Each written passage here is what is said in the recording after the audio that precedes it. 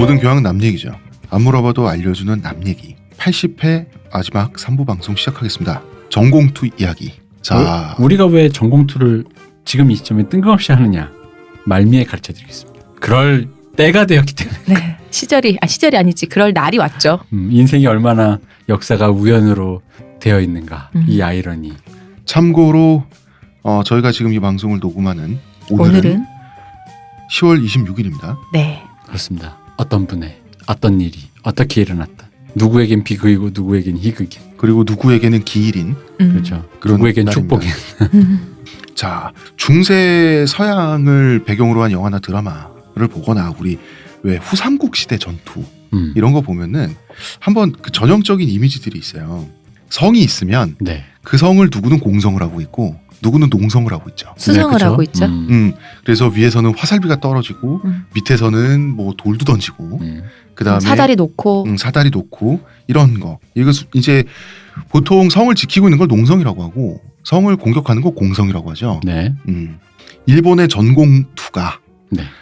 전공투가 결성되자마자 중세 전투의 모습을 금방 재현해냅니다. 몇 개월만. 사람은 다 수렴되는 봐요. 거죠. 그렇죠. 이건 또 진화생물의 수렴진화라고 하죠. 그렇죠. 예. 바리케이트는 전통적인 성체에서 해자나 목책 같은 역할을 하죠. 네. 정말 말 그대로. 해자는 그 성을 따라서 파놓은 수로를 얘기하죠.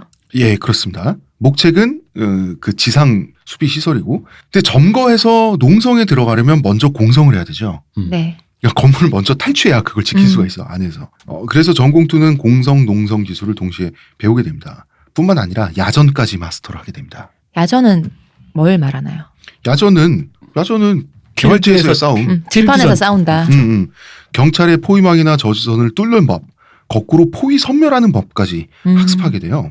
그러니까 농성, 공성, 야전 모두 중세 전투를 방불케 합니다. 이 사람들이 손자병법을 읽거나 전투 교리를 어디 뭐 학습했을 리도 없는데 손자병법 읽었을 수는 있겠다. 학습했지 않을까? 다들 책상 물림이라.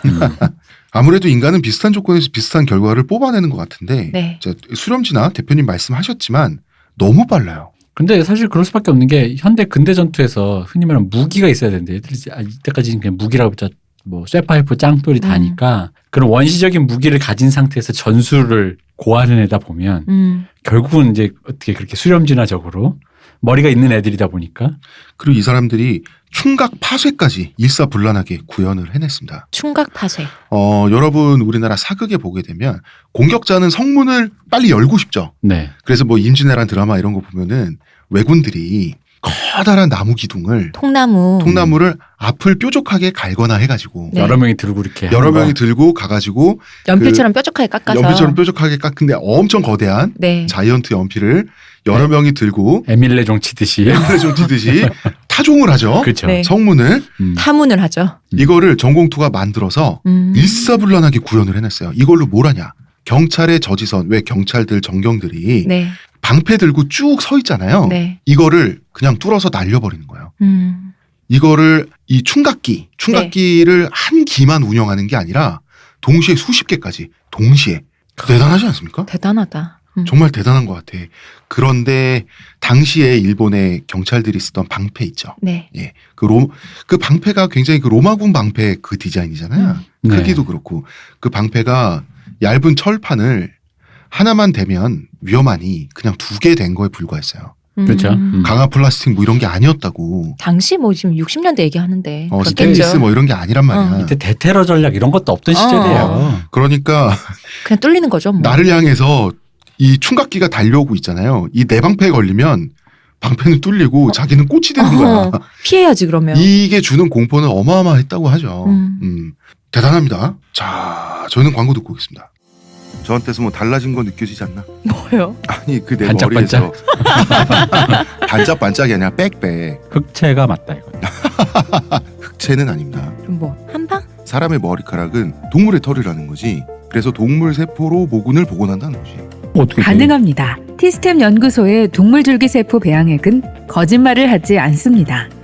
나 이거 되는 거 보고 진짜 충격받았다니까. 지금 티스템 두피 클렌저와 두피 에센스를 검색해보세요. 과학이 당신의 모발에게 주는 선물, 티스템입니다. 전공투의 부장 상태를 한번 알아볼까요? 네. 이런 거 하니까 왠지 밀덕 같아. 근데 이게 되게 재밌는 게요. 네. 전공태의 바로 이 부장이 참 모해해요. 그래서 서브컬처라고 흔히 말하는 애니메이션이나 이런 데도 심심하면 나와요. 그러니까 예를 들어 개그 캐릭터로 지금부터는 투쟁이야 이러면은 이 옷을 입고 나와. 애니메이션 캐릭터들이. 전형적인 이미지가 있어요. 네. 자, 바지는 기본적으로 청바지입니다. 음. 조금 두꺼운 청바지죠. 네. 이래저래 막 쓸리고 해도 상관이 없는 그런 음. 옷이고 상의는 왜 속칭 옛날에 청카바라고 부르는 그 진자켓이나 진 재질의 셔츠가 아니면 비교적 평범한 재질의 기타 캐주얼 셔츠를 네. 입게 됩니다. 언제나 입을 때는 혁대 안으로 셔츠를 넣어서 당신은 60, 70년대니까 나 이거 듣고요. 홀리건 생각났어요. 홀리건도 그렇죠. 네, 이런 옷들이었잖아요. 비슷하죠. 이게 캐주얼. 뭐냐면 경찰의 의심을 피하기 위해서 비교적 평범하되 실용적으로 잘 움직일 수 있는 그런 옷을 입게 되는 거죠. 신발은 뭐 운동화라든지 단화라든지 이런 걸 신게 되고요. 그리고 왜 팔랑크스 보병 전술이라고 아시죠? 네. 네. 여러 명이 고슴도치처럼. 고슴도치처럼 긴 창을 네. 사방에 펼치고 있으면 그 뚫기 힘들죠. 예, 이걸 팔랑크스라고 하는데 이 팔랑크스도 잘 구사했어요. 전공투가. 그래서 각자 길다란 장대나 쇠파이프 등등 창에 해당하는 보병 개인 병기를 지참을 하게 되는 것이죠. 이 중에는 항상 기수가 껴 있습니다. 네. 자기 정파를 나타내는 깃발을 들게 되고 이 깃발은 곧 창이기도 하죠. 나중에 운동이 극렬해지면 이 장대 끝에 식칼을 달아요. 그러면 창이 돼요. 말 그대로. 식칼이니까 사심이죠. 일본이니까. 죄송합니다. 쓸데없는 얘기. 돌은 기본적으로 보도블럭에서 조달을 합니다. 투석기는. 예, 투석 물질은. 그리고 화염병은 기본이죠. 꽃병은 뭐. 꽃병은 뭐 전 세계 뭐. 저 아직도 네. 내 나이가 들어도 미스테리가 풀리지 않는 게 있습니다. 제가 어릴 때 대학로사란 서울대학병원이 있거든요. 네. 서울대병원 있고 담장이 낮아요. 그 철 이렇게 약간 단장으로 돼 있어요. 그 철이 그때 당시 이제 어릴 때 데모가 극심하던 시절에 네. 데모가 한번 휩쓸고 지나갔는데 그 철로 돼 있는 그 담이 부러져 있는 거야. 어린 마음에 대학생 형들은 진짜 힘이 세다 생각했는데 그럴 리가 없잖아. 그러게요. 그거 어떻게 된 걸까? 사람이 완력으로 할 수 있는 게 도대체 아니잖아요. 이게 뭐 어떻게 뽑힌 걸까라는 그 부러져서 철이 아직도 미스테리. 아시는 분 있으면 제보 좀 부탁드립니다. 네. 경찰이 차 밀고 들어가다가 아니 근데 그게 위치가 이게 종아리 같은 종아리 정도 높이의 돌담 위에 철 이렇게 세워놓는 거 있잖아요. 네. 작은. 위치가 차로 밀 위치가 아닌데. 차로 받으면 그 돌담에 바로 받치지. 그러면 역시 난 대학생들 뽑아서 던진 줄 알았어. 아시는 분은 남얘기 gmail.com으로 아직도 난 미스테리. 제보 좀 부탁드립니다. 아니면 무등 타고 올라가서 야, 좀만 더 참아봐 이러면서 드라이버로 나사못을 이렇게 삭삭삭 이렇게 몇 분 그럴 리가 동안 없잖아. 몇 분 동안 하고 있었을 수 있어요. 우리 란츠크네이트 용병 얘기했었는데 네. 네. 스바이 핸더 얘기했었죠. 양손검. 양손검 네. 이걸로 적진을 우회적으로 침투해가지고 적들의 창을 부러뜨리면서 적진을 부수는 이 기동 타격하는 네. 예. 스바이 핸더를 쓰진 않았고요. 오한마를 써서 기동 타격하는 토른가요? 이런 특공대를 맡은 사람들도 있습니다. 이게 오한마도 무기 안에 들어가는 거죠. 오한마면 역시 이 근대 무기로 가니까 웃긴다. 근대 무기 항상 등장해 주는 게 빠루죠. 빠루. 빠루? 노루형 그 못 뽑기. 아. 그 길게 못 뽑는 건데 긴 네네. 거 있죠. 쇠로 된 렌치. 거. 렌치. 그걸 빠루라고 흔히 표현하는데 그 빠루가 또 여기 오한마와 함께 아주 위협적인 무기로 등장하죠. 저거 찍히면. 빠루도 구조가 인디언들이 옛날에 쓰던 죄송합니다. 아메리카 원주민들이 쓰던 그 토마호크스럽게 쓰잖아. 맞아요. 그래서 이게 오락 하프라이프에서 게임 하프라이프에서 주인공이 이걸 무기로 들고 나와요? 사람을 치는데 처음 나왔을 때 쾌감이 장난 아니어서. 그러나 여러분 하나 남았습니다. 가장 상징적인 것은 바로 공사장 안전모입니다. 바로 이거예요. 바로 이것 때문에 사람이 모해해 보일 수밖에 없어요. 모해죠. 공사장 안전모는 동글동글하고 귀엽게 생긴 데다가 색깔이 밝아요. 네. 그래서 여러분들이 본 일본 만화나 애니메이션에 분명히 주인공들이 가끔 헛소리하면서 안전모를 갑자기 이렇게 쓰고 나서 어쩌고저쩌고 막 이런 할 거야? 뭐 이런 거 할 때. 그런 거 할 때 이런 모양이 많이 나와요. 이거 전공도에서 나왔다. 네. 이걸 철모로 사용하게 되는 거죠. 왜냐하면 지금 공성과 농성 모두 머리를 보호해야 되죠. 그렇죠. 근데 우리나라는 민주주의 투쟁을 할 때 광장에 모여서 수평적으로 움직이다 보니까 우리나라는 철모가 등장을 안 했어. 그죠? 대신 우리나라는 마스크를 쓰고 있죠. 마스크는 왜냐하면 사진 채증 걸리면 나중에 취업할 때 방해되니까. 그렇죠. 굉장히 실용적인 이유로 마스크를 썼는데. 뭐 체류탄도 있고 하니까. 그렇죠. 일본은 물리적으로 투구가 필요하죠. 점거 투쟁을 하고 옥새 투쟁을 해야 되니까. 그러니까 공간적인 차원에서 봤을 때 이건 그냥 전투적인 얘기입니다. 네. 높낮이가 있어요. 위에서 아래로 던지고 이러니까. 그리고 위에서 아래로 던질 때도 고개만 내밀고 던지면 더 안전하잖아. 그러니까 철문을 써야 되는데 그 투구 헬멧이 있어야 되는데 민간인이다 보니 공사장에서 훔치든지 혹은 주문을 넣든지 해가지고 손쉽게 손에 넣을 수 있는 것이 안전모죠. 그렇죠. 그런데 공사장 안전모라고 해도 위력은 방어력은 어마어마하죠. 그럼요. 그 위에서 벽돌이 떨어져도 할 수 있는 건데 그리고 나중에는 상징처럼 돼가지고 알록달록해져요. 자기 정파의 트레이드 마크로 디자인을 뽑아요. 공사장 안전모를 더 모해하네요. 더 모호해져. 제일 유명한 건 Z가 그려진 겁니다. 그러다가 야스다 강당 점거 사건이라는 사건이 일어나게 돼요. 이게 1968년에 도쿄대 학생들이 야스다 그 동경대 네. 야스다 강당을 3월 달에 하루 점거한 적이 있어요. 그런데 이해 5월에 유럽에서 68 혁명이 발발한 걸 보고 프랑스식으로 다시 한번 해보자. 네. 라고 해서 6월 달에 진짜 제대로 야스다 강당을 점거를 해버리죠. 바리케이트 투쟁을 한 거예요. 사건 이름 때문에 헷갈리면 안 되는데 강당 외에도 중요한 건물을 다 점거했어요. 결국 진압당했지만 어쨌거나 자유대를 상대로 1박 2일간 버티는 데 성공을 했어요. 이땐 자위대가 왔었군요. 왔었어요. 재밌는 거는 이때 수비대장으로 온 사람이 메이지 대학교 학생이었어요. 그러니까 서로 꺼주기도 한 거야. 일 잘하는 일꾼 꺼주듯이. 이 사람이 바리케이트 투쟁에 있어서 어떤 장교급이 됐나 봐. 그리고 전공투가 전국적으로 유명해지는 사건이 바로 신주쿠 소란 사건입니다. 자, 국제 반전데이라고 하는 집회 기념일을 기점으로 신주쿠의 도쿄 한복판이죠. 네. 전공투가 난입해서 총 걸게 한 사건이에요. 1968년 10월 달에 일어난 사건이고요. 저는 이걸 영상 여러분 보실 수 있습니다. 영상을 보시면 이때 이제 공성과 농성의 양상이 곳곳에서 벌어져요. 건물, 차량, 지하철을 상대로 투석전을 벌이고요. 신주쿠에서. 그리고 그렇게 건물을 점거를 하면 각자 점거한 건물을 지키려고 또 경찰을 상대로 농성을 하는 이런 양상이 이렇게 벌어지는데 좌파 성향의 고등학생들도 참여했어요. 신주쿠에는 신주쿠 고등학교가 있었습니다. 신주쿠 고등학교에도 이 고등학교를 다니던 3명의 학생이 자기 학교에 바리케이트를 설치했어요. 이 중에 한 명이 사카모토 류이치인데요. 일본에 현존하는 위대한 음악가죠. 네. 웃긴 게 이분이 최근에 한국 영화의 음악을 담당하셨는데요. 남한산성이야. 남한산성도 농성이잖아요. 사카모토 류이치는 저기 마지막 황제부터 시작해서 네. 일본 최고의 현대 음악가인데 올해 최신 앨범이 나왔어요. 네. 어싱크라고 좋아요. 합니다, 여러분. 네. 한번 들어보시면. 이분이 음악의 스펙트럼 굉장히 넓지 않나요? 이분은 옛날에 저기 그 마돈나의 네. 레인인가? 마돈나 뮤직비디오에도 음악을 한 게 아니라 아예 인물로 등장하셨어요. 아, 그래요? 되게 폼나게 뭔가 하고 계신. 마돈나의 그 남자 중에 한 명으로 나왔단 말입니까? 그럼요. 세계적인 예술가라고 생각하시면 됩니다. 그죠. 이분은 월드 클래스의 사람이라. 하지만 남한산성 수성하는 것은 내가 음악을 맡아주마 이렇게 된 건가? 근데 이분이 현대 음악부터 팝 음악까지 굉장히 다양하게 음악을 아우르시는군요. 해요. 그러니까 대중음악 가요 네. 같은 것도 작곡하시고 옛날에 저희 K조쿠라고 되게 유명한 90년대 후반에 유명했던 그 드라마가 있는데 거기에 여주인공이 그 유명한 나카타니 미키세요. 혐오스러운 마츠코의. 네.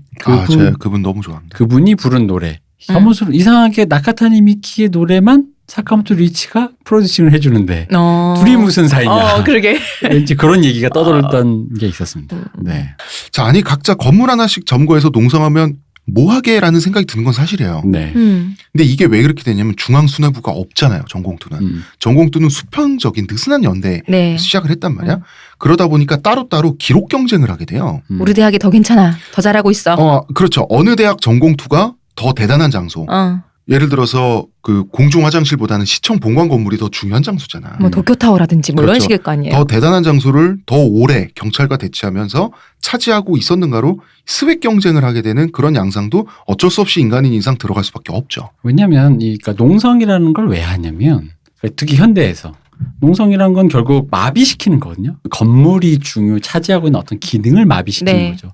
이거를 이제 제일 많이 하는 게 주로 이제 그 노조들이 스트라이크를 할 때죠. 네. 자신들이 일하고 있는 공장을 점거하여 이 공장의 생산 기능을 마비시킨다. 근데 이제 그 전형적인 그 기능이기 때문에 뭐 한입 말해서 지금으로 치면 이제 우리로 치면은 어떤 기능을 마비시킬 때 시청을 마비시킨다. 경찰청을 마비시킨다. 아니면 하다못해 해킹으로 어떤 전산 시스템을 네. 마비시킨다. 이런 관점으로 이제 어딘가에 건물을 점거하려고 하는 것이죠. 우리 옛날에 현대 노조에서 그 자동차나 아니면 조선소 이렇게 점거해서 그렇죠. 노장 많이 골리앗 하셨잖아요. 타워. 네. 그 점거의 이유는 우리나라 노조의 경우는 월급 인상이라고 하는 현실적인 목표가 있죠. 네. 그런데 이게 계속 이게 경쟁이 계속되잖아요. 어떤 현상이 일어나냐면 전공투에서. 점거 자체가 목적이 돼요. 무엇을 위해서 점거한다가 아니라 점거 자체가 목적이 돼요. 그 주객이 모든 혁명, 모든 운동이 다 그런 것 같아요. 주객이 전도되기가 되게 쉬워요. 당연하죠. 사람 사는 거는 왜냐면 이미 나의 목적은 공중에 떠 있잖아, 일단. 좌파적 사회 혁명이 있잖아요. 난 지금도 우리 정치 양상에서 이런 거를 좀 많이 볼 수 있지 않나요? 우리 뭔가를 이루기 위해서 어떤 사람을 옹립하고자 했는데 이미 그 사람을 옹립하고 그 사람을 지키는 게 목적이 돼버린 그 사람이 뭔가를 하는 게 아니라 이런 식의 사고가 지금 많이 돌잖아요. 아무튼 신축후 소란 사건을 통해서 전공투의 영향력이 전국구로 확대되게 되고 그다음에 이거를 1박 2일에 걸쳐서 이게 TV 뉴스로 보도가 됐기 때문에 게다가 도쿄 한복판에 수도잖아요. 이 커다란 나라의 수도의 한복판에 가장 번화가에 경찰의 계엄령이 떨어지는 등 여러 가지 충격파를 낳게 됩니다. 그리고 고등학생들은 물론 재수생들까지 공투를 구성하게 되는 아까 대표님 말씀하신 네. 그게 이 신축후 사건의 영향이 컸다고 하더라고요. 근데 사실은 목표는 같거든. 양상이 점점 달라지는 거죠. 이 양상이 달라지는 이유는 아무래도 이 국가의 극심한 탄압 안에서 괄목할 만한 성과를 못 이뤄내는 거죠. 각 대학의 공투가 일본 같은 경우는 마치 전국시대 각각의 번국처럼 왜냐하면 중앙이 없어요. 네. 각각의 번국처럼 말이죠. 네. 따로따로 놀게 되니까 어떤 현상이 일어나게 되냐면 자 이걸 각 대학의 전공투를 번국으로 놓고 각 대학의 의장을 다이묘로 놓으면 대표적인 예로 도쿄대가 있어요. 1969년에 도쿄대가 일본 전국 전공투의 거의 뭐 지도적인 위치였는데 도쿄대 의장이 검거돼요. 네. 경찰에. 그리고 나서 순식간에 사멸해요. 마치 그 다이묘의 목이 잘리면 번국이 멸망하는 것처럼 일본의 학생 운동 전공투는 중앙이 없단 말이에요. 네. 중앙이 없으면 어떤 현상이 일어나냐면 중앙이 있어도 분열하는 게 이념운동이죠. 그죠? 네. 중앙이 없으면 미친 듯이 분열하게 돼요. 분열을 하지 말라고 권고하는 감시자가 없기 때문에 한 정파 이미 하나 따로따로 각 대학이 기본적으로 하나의 정파라고 보면은 그 안에서 또 분열을 거듭하다 보면 정말 수없이 많이 모래알처럼 분열하게 된단 말이에요. 네. 그러면은 정파는 어차피 이념적인 정파들끼리인데 다 좌파들이고 다 사회주의자들 아닙니까 이때? 결국은 순수성 투쟁을 하지 않을 수가 없죠. 그죠? 네. 우리 사상이 진짜다. 근데 다 사회주의고 다 공산주의야. 그러려면은 각자 자기만의 아이돌이 따로 결정되게 되는 거죠. 그 아이돌이어야만 진짜라는 거지. 그래서 그래서 어떤 정파는 마오쩌둥주의 좌파고 어떤 정파는 마르크스의 순수함으로 돌아가자라고 해서 마르크스 혁명주의 좌파. 그 다음에 일제가 소련에 털리는 거 못 봤냐 우리나라지만 스탈린이 짱이다. 우리는 마오쩌둥이다. 이 중에서 제일 극성인 애들이 킨니세이가 짱짱맨이라 그랬어요. 킨니세이. 예, 김일성입니다. 여기까지 손을 뻗치셨다니. 근데 그 당시에 김일성의 어떤 이 당시 이제 네. 60년대 후반 70년대니까 그럴 수 있어요. 아 그리고 우리가 그때는- 생각하는 김일성 생각하면 안 됩니다. 김일성 이때 간지 났습니다. 그러니까 그 당시 네. 기준으로는 그럴 수 있어요. 그래서 우치개바 내부 투쟁에 들어가게 됩니다. 우치개바는 내적인 폭력 투쟁, 내부 도발 정도의 뜻인데 개바는 독일어 게발트를 개발하고 있어요. 우치는 이제 그 안내자. 안내자입니다. 역시 일본 분이시군요. 저희가 세세한 분열의 역사를 다 담는다는 건 말도 안 되고요. 네. 가장 대표적인 그 정파, 분파는 아무래도 제일 유명한 건 두 개가 있죠. 혁명적 공산주의자 동맹이라는 그 하나의 정파가 내부에서 싸우면서 두 개의 분파로 나뉘게 돼요. 하나는 중핵파, 하나는 막스주의자파. 이제 큰 파벌 형성되는데 그거가 그 두 개인 거죠. 그렇죠. 네. 나머지는 어마어마하게 많죠. 이 우치개바의 내적 폭력, 게발트가 굉장히 그 불길한 느낌을 주는 단어거든요. 독일어 게발트가. 뭐하러, 뭐 내부 비판 뭐 이런 거 당연히 하는 거 아니냐. 투쟁이 뭐가 나쁘냐. 근데 게발트라는 단어에 어울릴 만한 짓들을 했어요. 경쟁 정파랑 논리 싸움으로 말싸움에서 이기면 더 좋겠지. 그렇죠. 그렇게 가면 좋겠죠. 그런데 저쪽에 말 잘하는 애 있으면 우리가 지면 우리 현피뜨기로 했는데 말싸움에서 지면 우리 해체하기로 했는데 그럴 수는 없잖아. 그래서 경쟁 정파를 경찰에 밀고 하는 거야. 이건 뭐 거의 캐삭방이네. 그렇네. 진짜 캐삭방이네. 경찰에 밀고 하는 거야. 그렇지. 쟤네 내가 어디에 숨어 있어. 중립파인데 내가 막수주의파 될 수 없잖아. 그치. 그리고 심지어 내가 경찰편에 서서 경찰편에서 상대 정파의 스파이가 되는 거야. 뿌락지. 뿌락지가 돼주는 거야. 같은 어. 운동권인데. 그리고 납치를 합니다. 납치를 해서 고문하고요. 자기들끼리 살인을 해요. 죽는 사람 나타나겠죠, 당연히. 네. 그리고 인민재판을 해요. 지들끼리. 인민재판을 해서 처형을 하게 됐습니다. 이 당시 사회주의자들이 흔히 말하는 그 스탈린주의라든가 네. 그 러시아 시대 스탈린이 폭력혁명으로 소련이라는 소비에트 네. 연방이라는 걸 세울 때 그거를 굉장히 무분별로 수용한 집단들이 굉장히 많았어요. 근데 그 당시에 스탈린이 권력을 잡고 반대자들을 숙청하고 이런 것들 사실 이렇게 지금 기준으로 보면 무섭잖아요. 그렇죠. 근데 그렇게 해서 소련을 세웠잖아. 그럼 우리도 그러면 되는 거야. 일단 과정이 어쨌든 소련을 세웠으니까 그래서 그게 어쨌든 그 프롤레타르 독재가 된 거야. 롤 모델이 생겨버렸군요. 그렇죠. 그러면 우리도 가지고 숙청 해야지. 그거 해. 뭔데? 저기 쟤들. 저렇게 하면 된다는데. 아니 스탈린이 저기 트로츠키나 이런 애들 뭐 이렇게 할 때처럼 똑같이 이제 하는 거죠. 그거에 대해선 이 사람들은 이제 뒤가 없어. 세워야 돼 빨리. 그러다 보면 지금 대표님이 말씀하신 게 왜곡되잖아요. 왜곡되면 폭력 투쟁을 더 적극적으로 할수록 더 열정적인 사람이 되는 것까지도 나아갈 수가 있는 거예요. 이게 왜냐면 동전 양면인 게 순수성 투쟁을 하려면 내가 더 순수하려고 하면 누가 더 순수한 걸 하다 보면 당연히 헤게모니 투쟁을 하게 돼요. 뭐냐. 네. 여기서 내가 이 헤게모니 권력을 줘야 된단 말이지. 그럼 역으로 권력을 줬다라는 건 내가 더 순수하다는 증명일 수도 있는 거야. 그렇죠. 그렇죠. 그래서 이게 앞뒤로 서로가 순환 논증처럼 물고 물리면서 결국은 상대방을 절멸하려고 하는. 그리고 권력을 잡아야 순수하다면 그렇죠. 권력을 잡기 위해서 무슨 짓을 하겠다. 그렇죠. 바로 그렇기 때문에 상대 정파, 경쟁자의 사상은 오염돼 있어야 되는 거야. 그런데 분명히 쟤는 오염돼 있을 게 분명한데 자기는 순수한 공산주의자래. 바른 말을 하지 못할까? 그래서 고문하는 거야. 일본 전국시대 드라마나 그림? 네. 일러스트레이션 보는 거 되게 좋아하는데 제가 이유가 영주마다 자기 상징 투구 모양이 다 다르잖아. 그렇죠. 네. 예. 그런 것처럼 수많은 정파들이 자기들만의 헬멧 스타일을 고안해서 디자인해서 갑옷처럼 마치 이런 것처럼 안전모에다가 안전모로 이걸 했어요. 네. 근데 이 와중에 디자인들 되게 예쁘게 잘했어. 역시 되게 일본인가. 잘했어요. 오. 그 중에 역시 제일 유명한 아까도 말씀드린 제트가 그려진 흔히 말하는 혁마루라고 불리는 팀입니다. 어디 건가요, 그건? 그게 혁마루라는 그런 분파입니다. 혁명의 혁자. 이게 끝이 아니라 상대에 대한 심지어 테러까지 이제 감행하게 되는 거죠. 그건 기본이지 이제. 기본이죠. 어떤 무기를 테러하는데 썼나.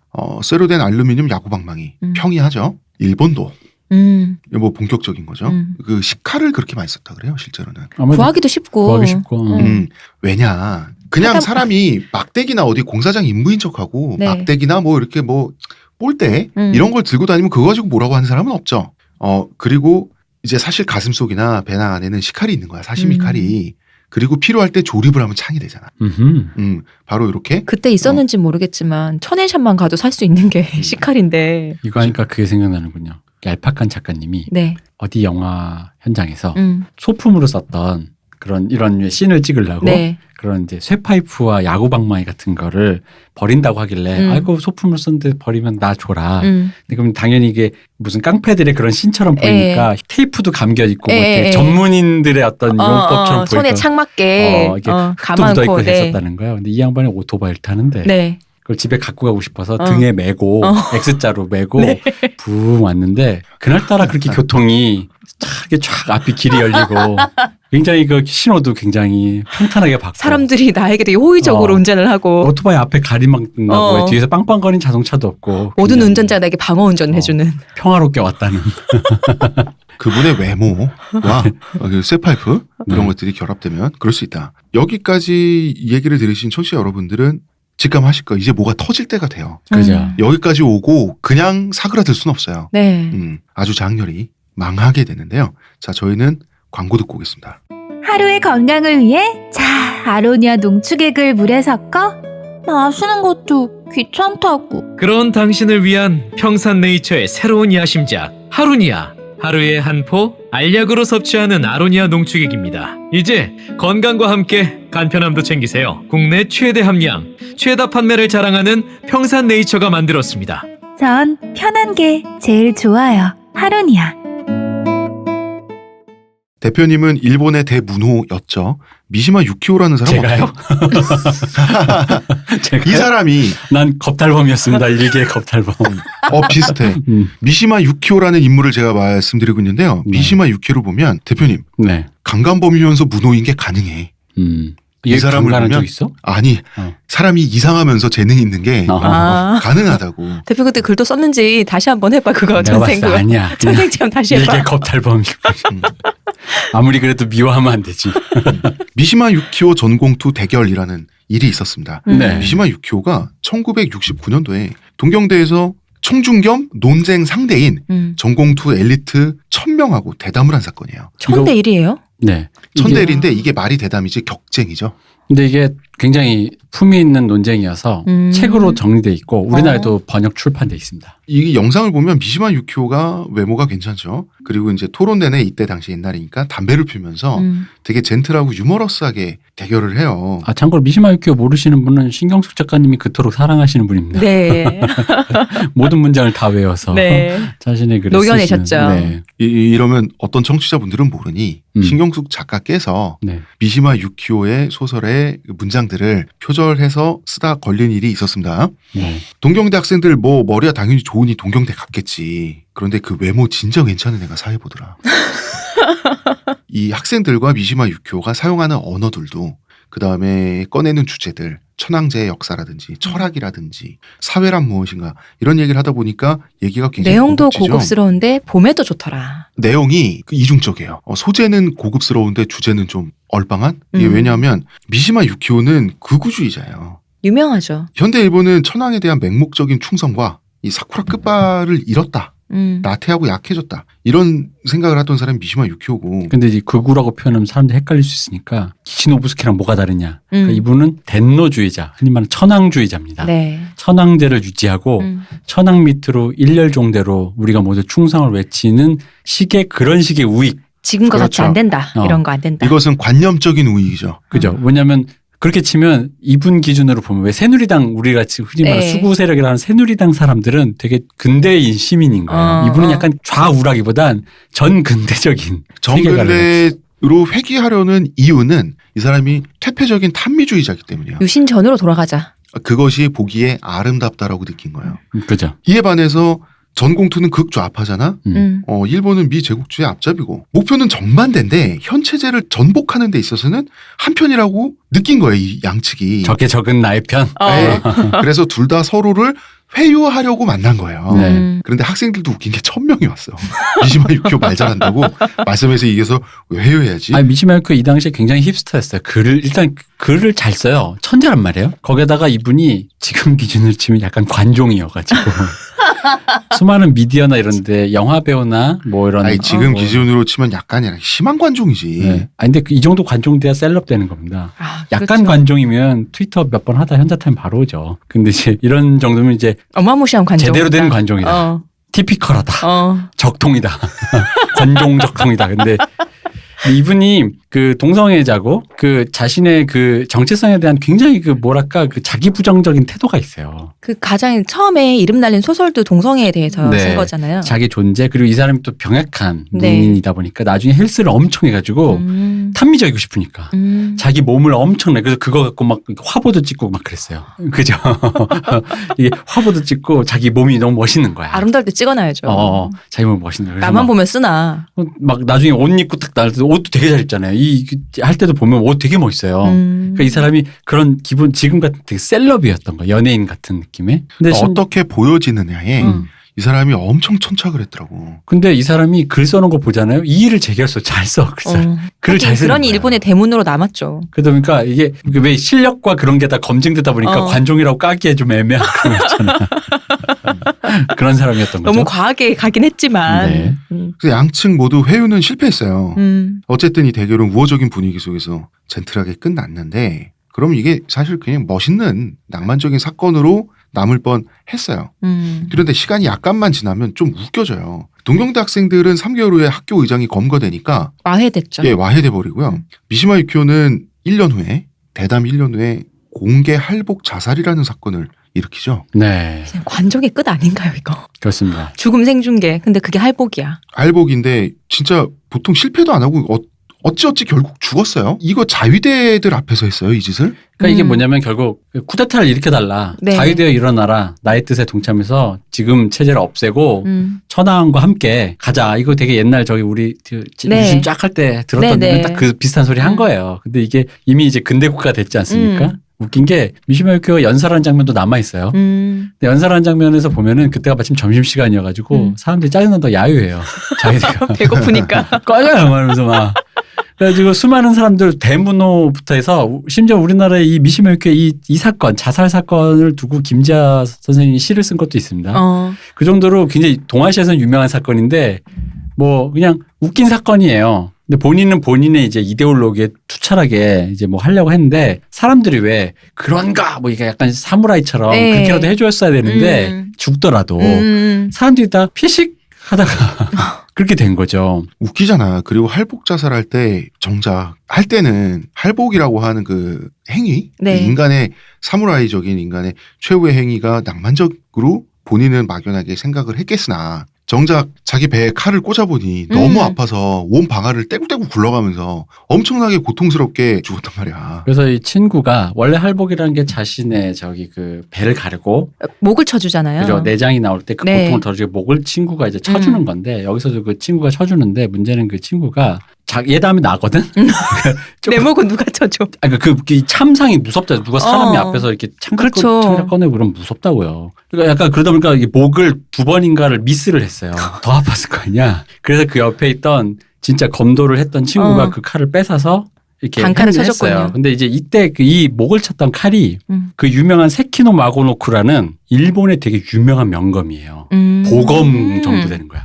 거의 무로마치 시대 네. 그때부터는 그러니까 시가루침 막 그런 거 있잖아요. 막 옥션에 나올 것 같은. 무라마사 같은 느낌의. 근데 이거를 누가 줬냐면 일본의 군인 중에 유명한 후나사카 히로시라는 군인이 계세요. 네. 일본 그 제국주의 전쟁에 참가했던 군인인데 일본에서도 존경받고 굉장히 참군인이에요. 뭐냐면은 자신이 국가를 위해 갔던 건 맞지만 이 전쟁이 슬픈 전쟁인 것도 맞고 하면서 그 회고록에 보면 다른 사람들은 다 위안부 얘기 안 하는데 거기 그 얘기까지 다 쓰신 분이에요. 그러니까 굉장히 그 안에서도 굉장히 신망이 두터웠다 그래요. 네. 근데 이분이 원래 검도회 다니면서 아니 네가 그렇게 유명한 미시마 유키오 이분이 그 유명한 그 굉장히 장군님이시니까. 장군님이시니까 그래서 이 칼을 줬다는 거야. 이 칼로 그걸 하고 나중에 다시 돌려받았대. 돌려받으니까 한심한 거야. 그래가지고 이 칼로 뭐라고 했냐면 명언 그때 유명한 말을 하셨대요. 이 칼로 차라리 나가서 야구자라도 베지. 그러게. 왜 이걸로라는 이 칼을 돌려받으면서 이분이 그런 말을 하셨다고 합니다. 잘했다. 내 후배여. 이런 말은 절대 없었고. 나라의 생산적인 일을 하지. 그러니까. 그래서 그러니까 미시마 유키오의 이 연설, 어. 이 야유 받고 하다 보니까 그래서 본인이 하려던 말을 다 못하고 이렇게 오물쭈물하다 들어가요. 그게 되게 웃긴 게 이 사람이 글을 그렇게 잘 쓴 사람이 연설 내용은 너무 한심해. 이 사람이 최후의 자기 문학인데 그 연설이 졸설이었어요. 굉장히 졸설이었어요. 게다가 어버버한 게 그러니까 너무 반응이 자기 이렇게 해줄 줄 알았는데. 이제 뭔가 참군인이요 일어나라 했는데 갑자기 저 빨리 하고 밥 먹읍시다. 덴노의 군대들이요 뭐 이랬을 텐데. 그런 분위기여가지고 이게 약간 밥 시간 지킵시다. 게다가 마지막에 이게 또 이 사람이 목 쳤잖아요. 그 사진도 인터넷에 다 있어요. 그거 웬만하면 보지 마십시오. 네. 그 결국 그렇게 또 갔잖아. 네, 가셨죠. 그게 사실 오히려 그러려다가 해프닝으로 끝났어야 좀 더 그런데 또 끝은 어찌어찌 성공했어. 네. 그러고 났더니. 근데 생각해봐. 자, 본인은 어때 성공해서 이제 본인이 죽었으니까 본인 의식은 이제 거기서 끝났는데 이걸 누구도 성공이라고 말하지 않잖아. 그렇죠. 근데 다만 단 하나는 있는 건 있죠. 본인은 본인의 이데올로기 안에서 완성했지. 그거 그렇죠. 하나 지켰지. 그렇죠. 바닥을 떼굴떼굴 구르면서 네. 어쨌든 완성은 한 네. 거죠. 네. 자, 이런 사회 분위기 속에서 드디어 가장 극성인 애들이 출현하게 되는 거죠. 이 모든 정파 중에서. 수많은 정파 중에서 올 것이 오는 겁니다. 김일성을 아이돌로 보시는 적군파라는 적군파. 적군파. 오늘 밤 주인공 나야 나. 이런 것 같아. 맞습니다. 사실 그 프로듀스 101하고 비슷한 느낌도 있어요. 음. 계속 정파들이 등장해서 자기 스웩을 보여주고 인지도를 쌓아나고 하는 과정이 사실 프로듀스 101하고 어떤 면에서는 공통점이 없다고 할 수 없죠. 그렇죠. 강렬한 내부 투쟁과 다시 연습생들끼리 합종 이렇게. 연행으로. 뭐. 그러네. 우치개반해. 그렇지. 이름 자체가 적군, 붉은 군대예요. 이전까지는 어쨌든 다 사상 이념 막 이런 것단 말이야. 어쨌든 이전까지는 무슨 혁명주의자파, 막스주의자파 이런 건데 군이야. 무슨 주의자가 아니야. 이제 군인들이 나온 거야. 스스로 자기가 생각하기에. 나 이거 어릴 때 내가 진짜 뭐 아무것도 모를 때 있잖아요. 네. 적군이 불굴 적자인 줄 모르고 적적자인 줄 알았어. 그래서 아군 되게- 적군 할 때. 그래서 되게 그 뭐랄까 그런 거 있잖아요. 그 반어법으로 되게 멋있게 지었다고 생각했다. 적군이다. 우린 너희들의 적이다. 이런 거 있잖아. 그런 줄 알았는데 빨간색이다. 그래서 좀 실망했어. 고작 빨갱이였단 말인가. 그래서 뭐야, 적군파의 전공투 헬멧을 네. 보면은 빨개요. 빨갛고 한자로 적군이라고 딱 써져 있습니다. 그죠? 슬로건은 우리들은 내일의 조다. 끝까지 하다 내일의 조다. 죽겠다. 아. 내일의 조가 링에서 죽지 않습니까? 네. 하얗게 불태우겠다. 내일의 조는 우리나라에서는 보통 허리케인 조라고 알려져 네, 있는 맞아요. 바로 그 일본의 복싱 만화를 얘기합니다. 그 짤 많이 돌잖아요. 하얗게 불태워버렸어. 바로 그겁니다. 하던 그분. 이분들이 그걸 원하던 원했던 것 거야. 네. 바로 원했던 게 이거. 그리고 정말 하얗게 불태우게 돼요. 이 최강의 도라이다 보니까 자기들이 가장 과격하고 대담하고 웅장하고 전 지구적인 스케일이라는 것을 보여주고 싶죠. 보여줬어요. 뭘 했냐. 비행기 납치 사건을 기획하게 됩니다. 스케일 좋아요. 하이제킹을 했죠. 일단 이걸 상상했다는 내 게 말이 진짜 대단해. 요도호 사건이란 사건을 일으키는데요. 요도호라는 것은 일본 항공 351편 보잉 272기를 요도호라고 합니다. 727입니다. 다시. 난 숫자만 보면 727기를 말합니다. 우리 이래서 안 돼. 이래서 안 돼. 간단히 말해서 129명의 승객을 태운 네. 비행기를 9명의 적군파가 납치해서 북한에 망명한 사건입니다. 자, 1970년 3월 30일에 도쿄에서 후쿠오카로 가는 일본에서는 국내선이죠. 네. 국내선이 공중에서 납치가 됐어요. 적군파 9명이 우리는 적군파다 이러면서 승객들 사이에서 일어난 소란을 일으켰겠지. 총 들고 수류탄 들고 일본도까지 들고 있었어요. 9명이 이러고 있으면 제압되죠. 그죠? 그죠? 그 좁은 하늘에서. 공간에서. 이제 승객과 승무원들은 또 다 제압을 당해가지고 승객들은 또 이제 묶이고 막 이랬어요. 포박을 당하고 창가 쪽으로 다 포박하고. 이렇게 비행기를 장악을 했는데 나중에 밝혀진 사실에 따르면 총 수류탄 일본도는 다 장난감이었습니다. 다 가짜였다고. 이때부터 일본이 피규어를 그렇게 잘 만들어요. 아니 내가 일본 갔는데 네. 그 일본도를 이렇게 틀에 이렇게 두 개 이렇게 네네. 걸어놓는 그 있잖아요. 네네. 이렇게 세트 스탠드에 그거를 팔더라고. 근데 네. 그게 처음에 멀리서 봤을 때 당연히 조잡하겠지 않은데 가까이서 보니까 꽤 그럴듯한 거야. 관심이 없다가 사고 싶더라고. 그러니 이 사람들도 그런 그럴듯한 걸 들고 탔겠지. 이땐 더 그럴듯했겠지. 이때 기장이 굉장히 현명하게 대처를 했어요. 처음에는. 이건 국내선이기 때문에 일본을 벗어날 만큼의 기름이 없다. 애초에 적재돼 있지 않다. 사실은 그렇지 않았는데. 사실 그렇지 않죠. 어떤 일이 일어날지 모르기 때문에 예비 기름이 있거든요. 예비 기름이 다 있거든요. 항공기는. 근데 얘네들이 뭐 비행기 항공에 대해서 아나. 70년 되면 진짜 더 지식 없을 때잖아요. 그죠? 아마 얘네 비행기 처음 타봤을 걸요. 그럴 수 있어. 그 말을 믿을 수밖에 없죠. 그래서 그러면 일본에 적당한 공항에 내렸다가 연료를 채우고 다시 북한으로 가자. 급유를 이렇게 받자. 된 거예요. 급유를 받으려고 내리려고 이렇게 돼 있으니 이미 기장은 몰래 자위대 그 연락을 해놨죠. 자위대가 공항을 이미 점령을 하고 있었던 거예요. 네. 자위대 입장에서는 당연히 기다리고 있어야 되죠. 네. 근데 우리들의 혁명을 제국주의 충격 같은 유사 군대가 방해한다 이러면서 얘네들이 화가 난 거야. 화가 나면서 기장의 기획이 틀어진 거예요. 틀어져서 야, 다 필요 없어. 꺼져. 북한 가. 이렇게 돼서 기장이나 승무원들이나 승객들은 북한을 향해서 끌려가게 되는 거죠. 근데 네. 그래도 그때 잘 설득해서 여자와 아이와 노인들을 먼저 내리게 했다고. 이게 굉장히 소수였어요. 어. 대체로는 다 건강한 그런 사람들이었고. 근데 생각해보니까 만약에 자위대랑 전쟁을 하면 정신 공격하긴 참 좋네요. 군대 같지도 않은 것들이 있잖아. 사실 굉장히 도바이 스킬로. 이런 류의 이거 옳지 않은 표현이지만 네. 주로 남성 위주의 이런 문화적인 어떤 군사 문화적인 거에서 흔히 말해서 많이 쓰는 수사적인 이 기집애 같다잖아요. 그러니까 그런 느낌으로 뭐야 니네들 뭐 군대도 아닌데 뭐 군대 코스프레 하냐 그러면서 정신공격 왜 우리도 대남 뭐 확성기 뭐 이런 거 하지 하고 있으면 대일 방송. 이때 적군파 애들이 만약에 그런 식으로 하지 않았을까. 살기를 군대도 아닌 꺾으면서. 것들이. 군대도 아닌 것 너 뭐야 왜 흉내내 이러면서 우리가 진짜야 이러면서. 우리는 군이야 이것들아. 그렇지. 아, 적군. 우리는 너넨 진짜 자위대. 우리지. 니는 자위대. 좋다. 우리가 레알. 이거 레알. 너넨 페이크. 내비로 들고 있는 무기가 가짜일지언정. 재밌네. 우린 진짜 군대인데 무기는 가짜고. 자, 이렇게 평양을 향해서 가고 있던 중에 기장 승무원 그다음에 승객들은 거의 절망 상태일 수밖에 없는 거죠. 그렇죠. 네. 진짜 가나 싶었을 거 아니야. 평양으로 가고 있던 중에 드디어 무전이 들려옵니다. 여기는 평양 관제다. 지시에 따르라. 이런 수신이 들려와요. 그래서 뭐 기장은 이때 한번 기지를 발휘했지만 걸렸지. 납치범들한테 평양에 왔다는데 그래 공항에 내려라. 공항에 내렸어요. 평양 순안국제공항에. 여기는 사실 김포공항이었습니다. 이게 어떻게 된 거냐면 우리나라가 이 사건을 알고 이 비행기를 구해주려고 인터셉트를 시도한 거예요. 네. 그리고 성공한 거예요. 똑같은 한국말 쓰잖아. 그렇지. 얘네 한국말 못하지만 아직 이제 모르는 거지. 말투 다른 것까지는 모를 거 아니에요. 그러니까 평양국제순환공항에 우리가 착륙한다고 믿고 김포공항에 내린 거예요. 내렸더니 이미 우리나라는 인민군으로 다 갈아입고 군인들이 그다음에 그 평양으로 귀순을 환영합니다. 잘 플래카드를 오셨다면서. 네, 걸어놓고 그 축하하는 분위기를 이미 만들어 놓은 거예요. 네. 얘네들을 이제 속이려고. 속이려고. 사실 얘네들 입장에서 서울 김포나 평양 순환이나 뭐 구분이 됐겠어요? 그죠? 당시에?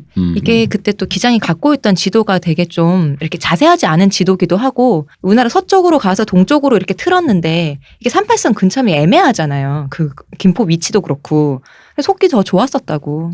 속이기 좀 더 쉬웠다. 뭐 그러더라고요. 그런데 얘네도 완전 바보는 아니라 우리가 걸렸습니다.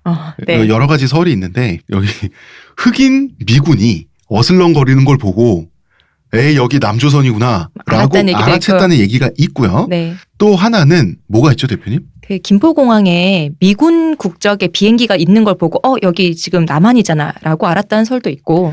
그 설도 있고요. 그다음에 그 북한 천리마 운동으로 경제 개발한 지 몇 년이 되었어. 네. 라고 일부러 시험삼아 물어봤을 때 우리나라 군인이 우물쭈물했다는 얘기도 있고요. 그 처음에 이렇게 물었어요. 여기가 평양이냐? 평양 맞다. 평양 그러니까 그러면 천리마 운동에 물었더니 우물쭈물하니까 이상한데 이렇게 된 거죠. 그래서 뭐 김일성의 큰 사진을 가져와 봐라 했는데 뭐 못 가져오고 뭐 이런 얘기도 있고. 그렇죠. 우리나라는 김일성의 큰 사진이 없죠. 없죠. 큰일 날 일을. 그리고 없지. 북한은 어디에나 있지만. 이 상황을 파악을 못한 아무것도 모르는 그냥 일개 사병이 여기 서울이냐 그랬더니 네 맞는데 이랬다는 얘기도 있어요. 여러 설이 분분해요. 뭐 이 중에 한 두세 개 사실일 것 같아요. 아니 이 모두일 것 같아. 모두일 수도 있어요. 계속 의심이 드는데 확인할 방법은 하나씩 없고 하나씩 확인을 하는 거지. 이때 일본 정부는 공포에 떨었습니다. 일본 국민들도. 왜냐하면 한국은 군사정변이 막 일어나는 그런 나라잖아요. 이때 한국의 절대 권력자가 박정희였죠. 네. 70년이니까 일본 사람들이 일본 정부가 가만히 있어봐. 박정희 이 사람 어떤 사람이지? 보니까 만주군 장교 출신이라는 거야. 만주군 장교라는 건 있잖아요. 그 관동군 계열이잖아요. 네. 그죠? 노답이잖아. 지들이 생각해도. 그래서 그랬지 맞아. 저 승객 데리고 뭐고 저 건방진 새끼들 죽여버린다고 다 기관총으로 긁어서 비행기를 벌집으로 만들어가지고 북한은 고사하고 남한에서 그러는 거 아닌가. 남한에서 불기의 계기 될까 봐. 많은 사람들이 일본에 많은 엘리트들이 공포에 떨었다고 하더라고요. 그런데 한국에서는 일본 승객들을 살려서 일본에 귀환시켜주기 위해서 그게 왜냐하면 이때 그래도 조금씩 국제적 기준이란 거 있잖아요. 인도적인 그런 거를 좀 우리나라도 적어도 아직 우리가 는 야만적이어도 그런 걸 국제적으로는 보여줘야만 한다는 그 정도 의식 수준? 이런 것까지 나가는 면이 있었고. 그리고 또 북한에 간대잖아. 그렇지. 그 체제 경쟁, 그것도 방해를 놔야지. 그것도 있었는데 결국은 이걸 통해서 일본과의 외교에서 유리한 입지를 다지는데 성공하긴 합니다. 이게 어떻게 된 거냐면 그러면은 그 얘네는 용서하지 않겠다. 알아챘으니까 우리가 억류하고 있는 129명의 승객들을 다 이끌고 북한에 넘어가겠다. 띄워줄 수 없다. 이쪽에서는. 다 비행기 뜨는 것도 관제탑의 도움 이런 거 있어야 됩니다. 띄워줄 수 없다. 안 된다. 이렇게 대치를 하고 있었어요. 이때 이 승객들하고 이 안에 갇힌 사람들을 위해서 한국 측에서 이제 도시락을 넣어주고 이런 걸 했단 말이지. 그러다가 일본에서는 야마무라 신지로 당시 운송부 차관이었어요. 이 사람을 보냅니다. 뭘로 보내냐? 독박 쓰는 혼자 십자가 지는 그런 용도로 보냈습니다. 야마무라 신지로가 이 사람들을 설득하게 되는 거죠. 나는 일본의 관료다.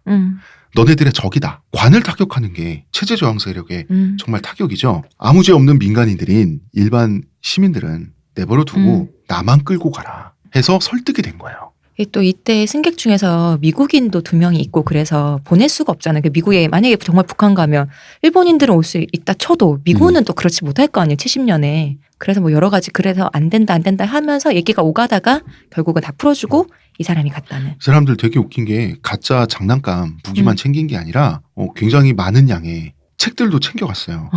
마르크스 자본론, 김일성 전기 이런 거 챙겨갔단 말이야. 우리의 순수성을 보여줘야지 가서. 네. 킨니세이에게. 아니 챙겨가가지고 그렇죠. 그런 목표가 있는데 이때 경찰과 김포공항에서 우리나라 경찰과 대치하던 이게 며칠 되다 보니까 열흘 됐나? 뭐 이렇게 되다 오래 보니까 했네요. 오래 했어요. 이게 며칠 되다 보니까 승객들도 납치범들도 심심하잖아. 네. 인질들도 서로 대면 멀뚱멀뚱 이렇게 보다가 우리가 아주 좋은 책이 있는데 읽어보라면서. 볼 사람 있으면 혹시 신청하면 이 책을 빌려주겠다. 이 책들을. 근데 유일하게 손을 들고 그 책을 완독한 사람이 있었어요. 의사예요. 그 의사는 훗날 105세까지 살게 됩니다. 장수하셨어요. 장수하셨어요. 그래서 승객들은 석방이 되고요. 네. 이거는 우리나라 측에서 일본인 승객들을 일본에 송환을 했습니다. 그리고 승무원들은 어쩔 수 없죠. 비행기를 네. 운영하려면 승무원들, 그다음에 납치범들, 그리고 일본 관료 야마무라 신지로 이 사람들은 기어이 평양에 가는데 성공을 하게 됩니다. 평양에 왜 갔을까요? 김일성 만나러 갔지. 유토피아로 생각했지 뭐. 그리고 거기를 기지국 전진기지로 생각해서 김일성의 도움을 받아서 여기서 흔히 말하는 내가 무릎을 꿇는 건 잠시 추진력을 얻기 위해. 그렇습니다. 일본을 적화하는데 북한을 배후기지로 이용한다는 국제적인 계획을 갖고 있었어요. 세상에 스케일 김일성을 뭘로 본 거예요?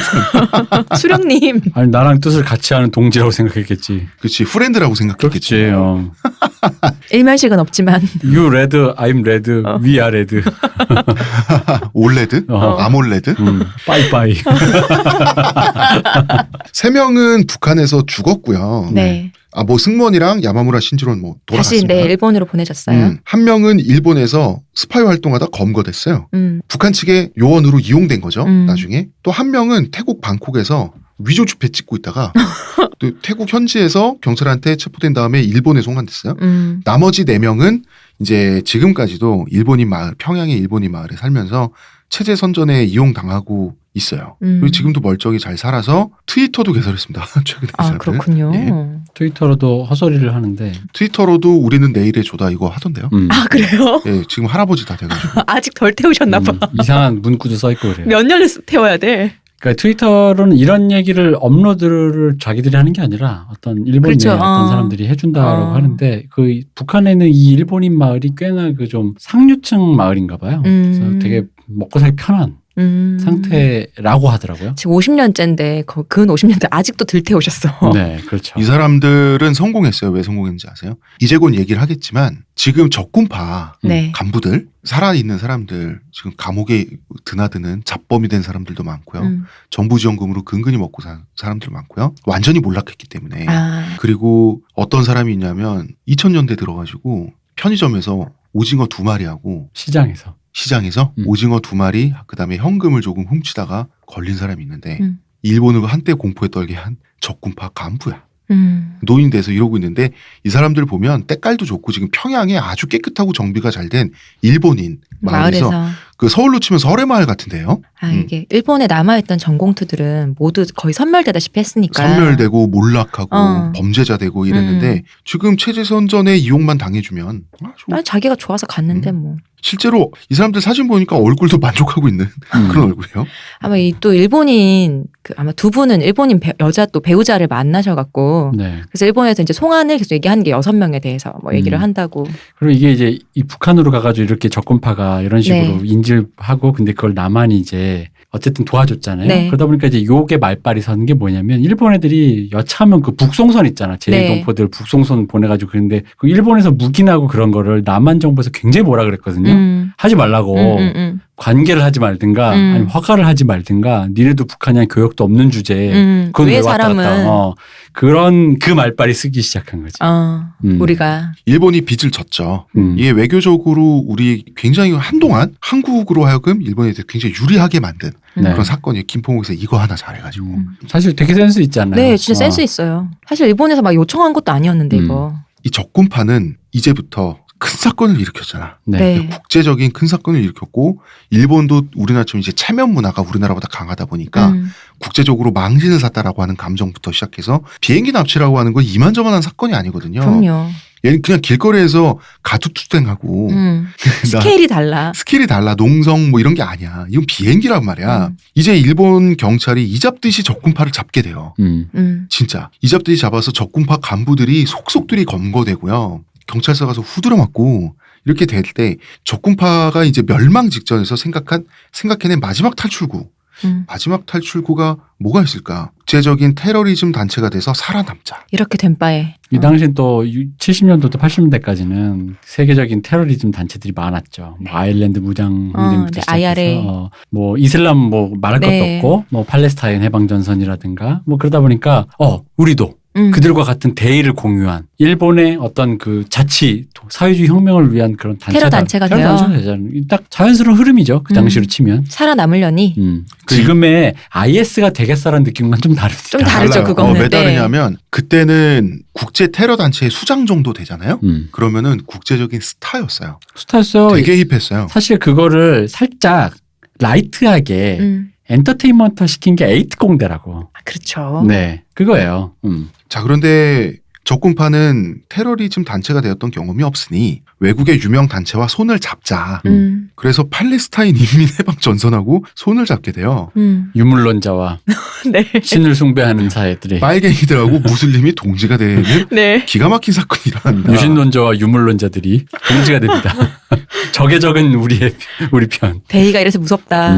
아니 뭐 미국만 멸망하면 되는 거죠. 일단 미국만 멸망하면 돼. 그 다음 얘기는 그 다음에 생각해야지. 그렇지. 이걸 주도해서 적군파의 그 카리스마적인 여왕이 된 사람이 시게노부 후사코라고 하는 유명한 여성입니다. 그렇습니다. 이 여성은 일단 이 여성은 모든 걸 다 갖고 있어. 이 여성은 여왕이 될 조건을 다 갖고 있어. 다 진짜 다 갖고 있어. 맞아. 특히 만약에 이 세계적인 테러리스트 기준으로 보면 심지어는 아시아 여성이란 것마저도 그렇지. 그것도 힙한 거지. 자기 몸의 그 무기야. 훈장 중에 하나죠. 비주류의 비주류니까. 심지어는 이런 말은 웃기지만요. 그 당시 기준으로 예뻐요. 예뻐. 심지어 예뻐요. 게다가 긴 생머리. 어. 긴 생머리에 예쁜데 청초한 느낌의 여성인데요. 이 여성은 메이지대학교 학생이었는데 그냥 학생이 아니라 야간반이었어요. 그럼 낮에 모여서 일했을 거 아니에요. 낮에 여공이었습니다. 즉 프롤레타리아야. 완벽해. 완벽합니다. 완벽해. 순수한 계급이야. 이 세계에서. 그러니까 내부에서 쭉쭉 승진하죠. 아니 우리도 학생운동 하시던 분들 일부러 운동하려고 그 잠입해서 일하고 막 그랬잖아요. 공장에서 일하고 했잖아요. 뭐 그냥 완벽하네 진짜. 그렇죠. 완벽하죠. 훌륭합니다. 네. 이 상태에서 팔레스타인 해방 세력과 손잡는 거를 주도하다 보니까 주도할 때 뭐여서 핸드폰으로 헬로 이렇게 하진 않을 거 아니야. 만나야 되잖아. 그렇죠. 그러니까 일본 바깥에서 팔레스타인 해방 전선으로 이 사람이 가야 돼. 뭐 레바논도 가시고 그랬다고. 예, 가서 정말로 국제적인 테러리스트가 돼서요. 네. 세계적인 여러 그 테러리스트 사건 있지 않습니까? 네. 여기에 직간접적으로 여러 번 가담을 하게 돼요. 이 이 사람 국제 테러리스트고요. 네. 전국과 아니에요. 세계구의 세계구요. 맞아요. 글로벌해요. 네, 글로벌하고 몹시 유명하시고 힙하신 분이죠. 그렇죠. 예. 이런 말 하면 좀 그렇지만 잡혔을 때 그럼 금유한양한 거 아니야? 그치 그런 의미로 굉장히 금요하냐 스웩 그 자체지. 잡혔을 때 표정 보면요 아무런 두려움도 없고 당당해요. 왜 당당했겠어요? 금유한양했잖아. 그런 것도 있고 벌써 이 사람 스킬이 다르잖아요. 2억 마리 떨어진 외국에서 외국인들을 죽인다니까? 네, 잔챙이도 목숨을 아니고 걸고? 여왕이었는데. 폭탄을 설치해서 그 폭탄이 터져서 사람들이 죽고 건물이 무너지는 거를 이 사람 주도하던 본 사람이에요. 사람인데. 자기가.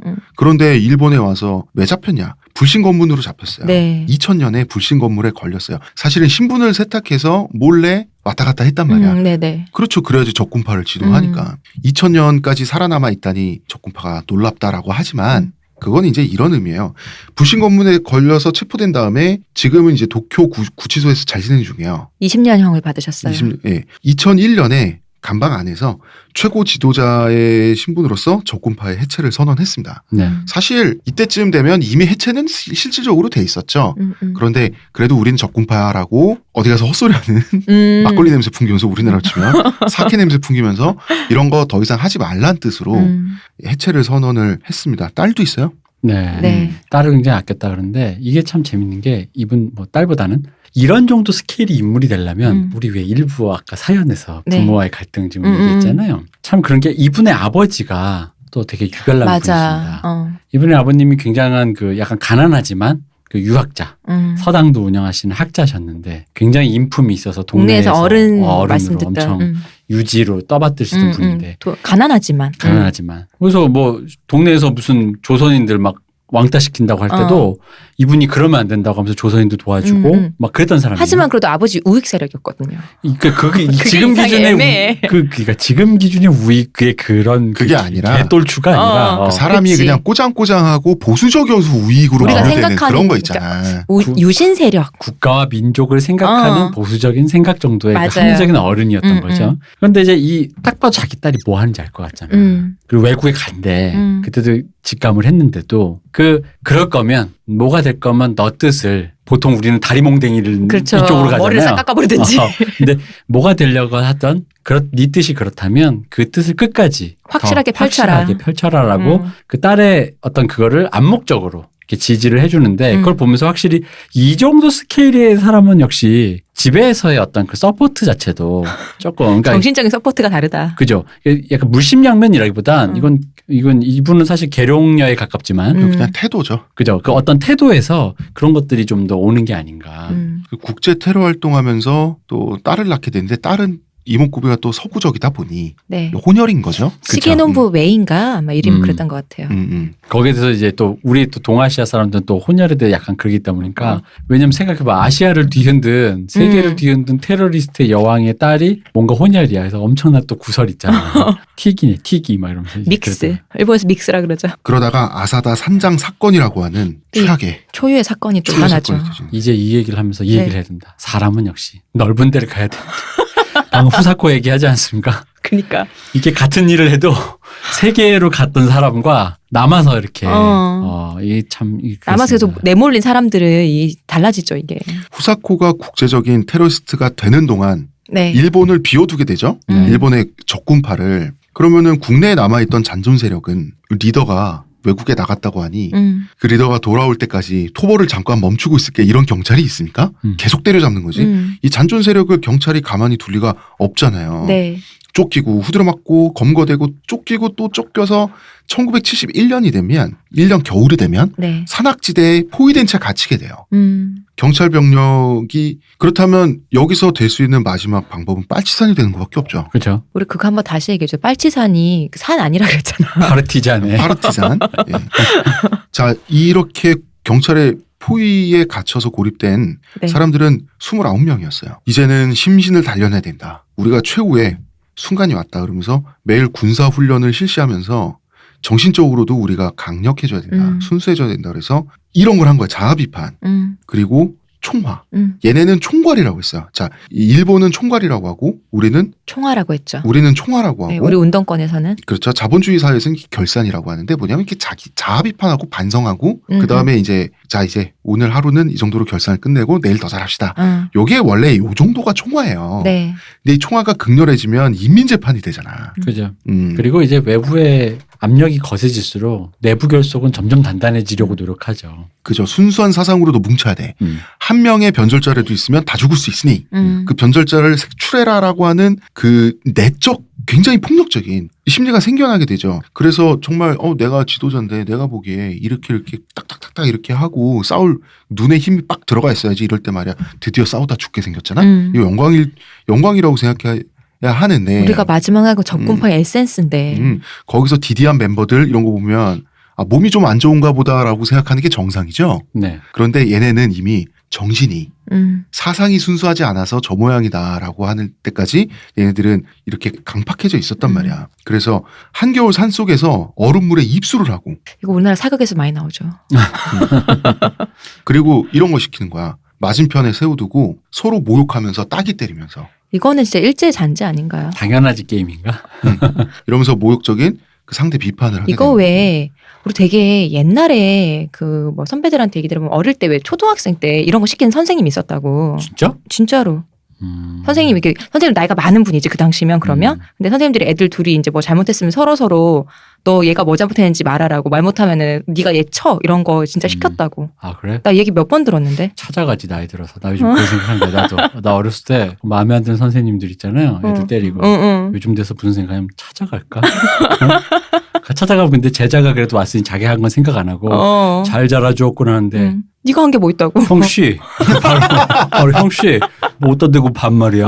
그렇지. 네, 그럼 왜 한쪽이 때리면 애들이 이렇게 세게 못 때릴 거 아니에요. 근데 누군가 이제 그런데 손에 힘이 좀 들어갔잖아. 그럼 그때부터 애들이 서로 이제 서로를 증오하게 되잖아. 이거 딱 그거 시킨 거거든. 나도 선생님 찾아가서 이거 해보고 싶다. 서로 모욕하면 따기 때리고 싶다. 재밌겠다. 재밌겠지. 재밌겠다. 나 솔직히 방금 생각나지. 그런 몇 명 사람 생각나지. 대표님 그럴 사람. 제가 보통 평소에 대표님 개드립 치고 있을 때 제가 딴 데 쳐다보고 있는데 지금 내 눈이 눈빛을 봐. 반짝해. 내 가슴에 지금 착 달라붙었어. 지금. 불처럼 맞아. 일어나는 사람 있지. 와, 우리 방송 듣고 지금 내가 참 두근두근 할 거야 다들. 나도 가서 해보고 생각에 싶다니까. 스쳐 지나간 사람들 몇 명 있을 그 몇 걸. 명의 선생님들 찾아가서 나도 서로 모욕하면 따기 때리기 해보고 싶다니까. 그러면서 좋다. 인생 총화하자는 거지. 인생 종아 너무 좋다. 인생을 총화해서 인민재판해가지고 서로 단둘이 사는데 뭐 어때? 총화하게. 내가 뭐 어디 경찰서 가자 그랬나? 아, 대표님 아이고, 표정 봐. 뭐 뼈 부러지는 거야. 뭐 본인이 골다공증인 거지. 내 잘못은 아니지. 가심력을 잘 챙겨주셨어야지. 그러니까. 그 다방 커피 많이 드셔서 그래. 그 골다공증. 고문도 하고요. 그 정신개조를 한다고 하는 것 자체가 이제 점점 그 내부 린치가 되는 거예요. 서로가 주변에 서로에 사방이 대한 적이다 린치. 이런 느낌이니까. 그러니까 어떻게 되냐면 먼저 저 새끼 사상이 이상한 것 같아요라고 먼저 말을 꺼내야 내가 안전해지는 그 상태까지 오게 되는 거죠.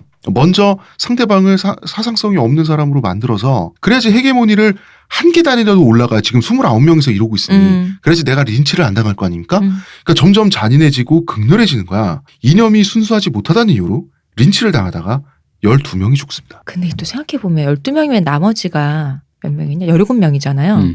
이게 사실 맞붙을 수도 있을 것 같은데 이 정도 인원이면. 아니 한 명 한 명씩 죽는 거지. 하나하나씩. 하나씩 가는 거지. 하나씩. 내가 죽을 줄 모르고 나도 린치하고. 그럼. 그렇구나. 이렇게 살아남은 애들이 또 쫓기고 쫓겨서 결국 마지막 네. 남아있던 5명이 아사다 산장이라고 하는 그 외딴 산장이 하나 있어요. 네. 이 산장에 피신을 하게 되는데요. 산장 관리인의 아내를 인질로 붙잡는 데 성공을 해요. 이 소년탐정 김전일이 자주 나옵니다. 이런 탄장. 맞아요. 그렇게 딱 생긴 산장인데 소년탐정 김전일에 나오는 산장은 너무 고급이야. 그런가? 그 정도는 통나무 아니고. 이런 산장 아니에요? 응? 통나무 산장? 아니 김전일이 너무 고급진 세계고. 그런가? 어쨌든 열흘 동안 그 상태에서 경찰과 대치를 하게 돼요. 그 관리인의 아내를 인질로 잡았었죠. 아내를 인질로 잡아서. 그리고 얘네는 개조 총기를 갖고 있었어요. 경찰 2명을 죽이는데 성공하고요. 민간인 하나도 오해에 의해서긴 하지만 어쨌든 사살을 하면서 열흘 동안 경찰과 대치를 했는데요. 어떤 데서는 사상자 없이 잡혔다 이런 것도 있던데. 쥐들은 안 죽었잖아. 아니 그 뭐 경찰도 다 뭐 없고 뭐 이런 얘기도 있더라고요. 도립작전. 그 작전에 사상자가 없었어요. 마지막에 노답이다 보니까 얘네가 어떤 짓까지 했냐면 부모님들 데리고 왔어요. 엄마를 데리고 와가지고 아들아. 왜 그러느냐 왜 어서 그러느냐, 나오너라. 왜 스피커 들고 하는 거 있잖아. 그걸 했는데 이제 영화에서 인질극에서 많이 나오는 많이 장면. 나오죠. 얘네는 살인을 하면서 여기까지 온 애들이기 때문에 그쵸. 오히려 더 분노한 거예요. 감히 우리 집 아줌마 데리고 와서 나를 속일 수, 우리 집 아줌마라니 일하는 사람이야 뭐야. 나를 속일 수 있을 거라고 생각하다니. 그러니까 경찰에 더 빠기친 거야 얘네들이. 내가 지금 여기 그- 어떻게 왔는데. 왜냐면 이제 이게 기본적으로 그 당시 그 공성전, 농성전 할 네. 때 그 경찰이 쓰던 전략이에요. 이 부모가 아. 와서. 그러니까 이거는 얘들은 너무 많이 당했어. 그러면서 동지들이 떨어져 나갔어. 근데 여기서 마지막 거기 순수 결정체로 지금 얘들 5명이 남았잖아. 크리스탈들이 남았잖아 지금. 그러다 보니까 이제 그거는 씨알도 안 맥히고 오히려 열이 받는 거지. 나를 뭘로 보고 지금 이런 하찮은 수를 쓰고 꺼져 이거 되는 거지. 어디서 하수를. 그래서 이 도립작전이 되게 웃긴 게 우리 옛날에 지금은 건물을 해체할 때 다이너마이트로 두두두두 하면 이렇게 건물이 싹 네네네. 가라앉잖아요. 네.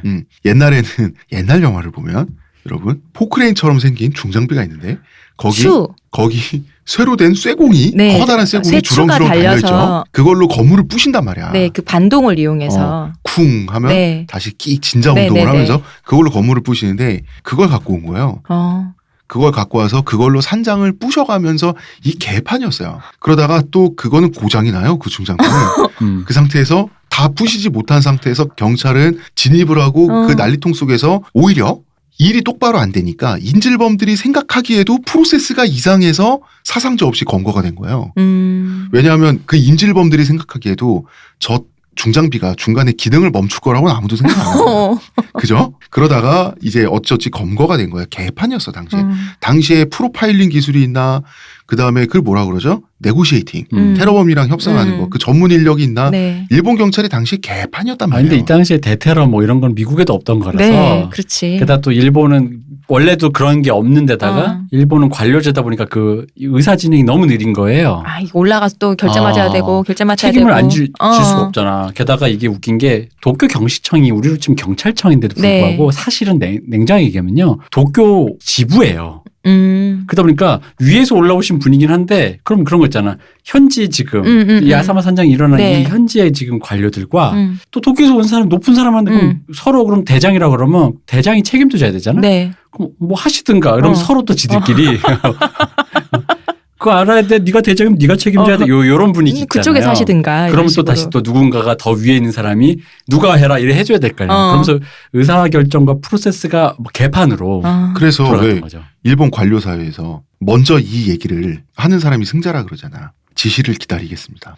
아니 그렇다면 이 적군파 29명이랑 똑같은데 먼저 찝으면 되는 것처럼. 지시를 기다리겠습니다라고 얘기했을 때 그럴까요라고 잘못 말하면 이제 결정권자는 내가 되는 거야. 그렇지. 그렇죠. 그러면은 잘못됐을 때 잘리는 사람도 나이고 자, 이런 건데 대표님 말씀하시는 그런 프로세스 때문에 길어진 거예요. 그래서 유명한 말이 있어요. 이 뭐예요? 관료, 그러니까 승진이 보장되는 네. 어떤 엘리트 관료를 캐리어라고 부르는데 네, 네. 얘들은 캐리어는 앉을 자리가 정해지기 전엔 일을 하지 않는다라는 말이 여기서 나온 거예요. 왜냐? 다 왔는데 다 경찰청장이고 뭐 다 그러니까 그러면 내가 지금 그건 알겠고 당신이 뭐하고 나도 너도 다 청장이잖아 지금. 그러면은 자 어떻게 하실 건데 하다 보니까 서로 아무 일도 안 하는 거지. 누가 정해주세요. 그러다 보니까 열흘이라는 시간이 걸리게 되는 거거든요. 네. 네. 그리고 이 열흘이라고 하는 시간에 엄청난 수혜를 받은 기업이 하나 탄생하게 됩니다. 자, 니신이라고 하는 일본 식품 회사에서 네. 이때 당시에 이 사건이 일어나기 얼마 전에 각고의 수년간의 노력 끝에 이 또 창업주가 덕후야. 노력 끝에 컵라면이라고 하는 음식을 만듭니다. 신제품을 만들었군요. 그렇죠. 이때 치킨 수프 베이스로 하는 네. 니신 컵라면을 만들었는데 이게 일본 시장에서 반응이 몹시 안 좋았어요. 그죠? 뭐 하는 물건인가 뭐 이런 거 있잖아. 그런 거 있잖아. 뭐하러.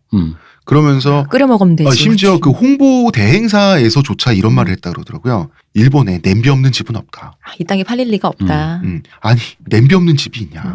냄비에 끓여 먹었는데 왜 물만 끓이라고 하느냐. 왜 부으라고 하느냐. 이런 거잖아요. 그러니까 누가 이런 걸 사서 어디서 그냥 품위 없게 그러니까, 길거리에서 과자도 아니고 아니 라면이 몇 시간 걸리는 음식도 아니고. 근데 이때 겨울이고 어디 앉아 있을 데도 없고 경찰들은 계속 서서 대치를 해 있어야 되고 산속이고 산속이고 그 도시락을 까먹기조차도 불편하잖아요. 도시락이 또 어디서 날라올 것이며. 그렇죠.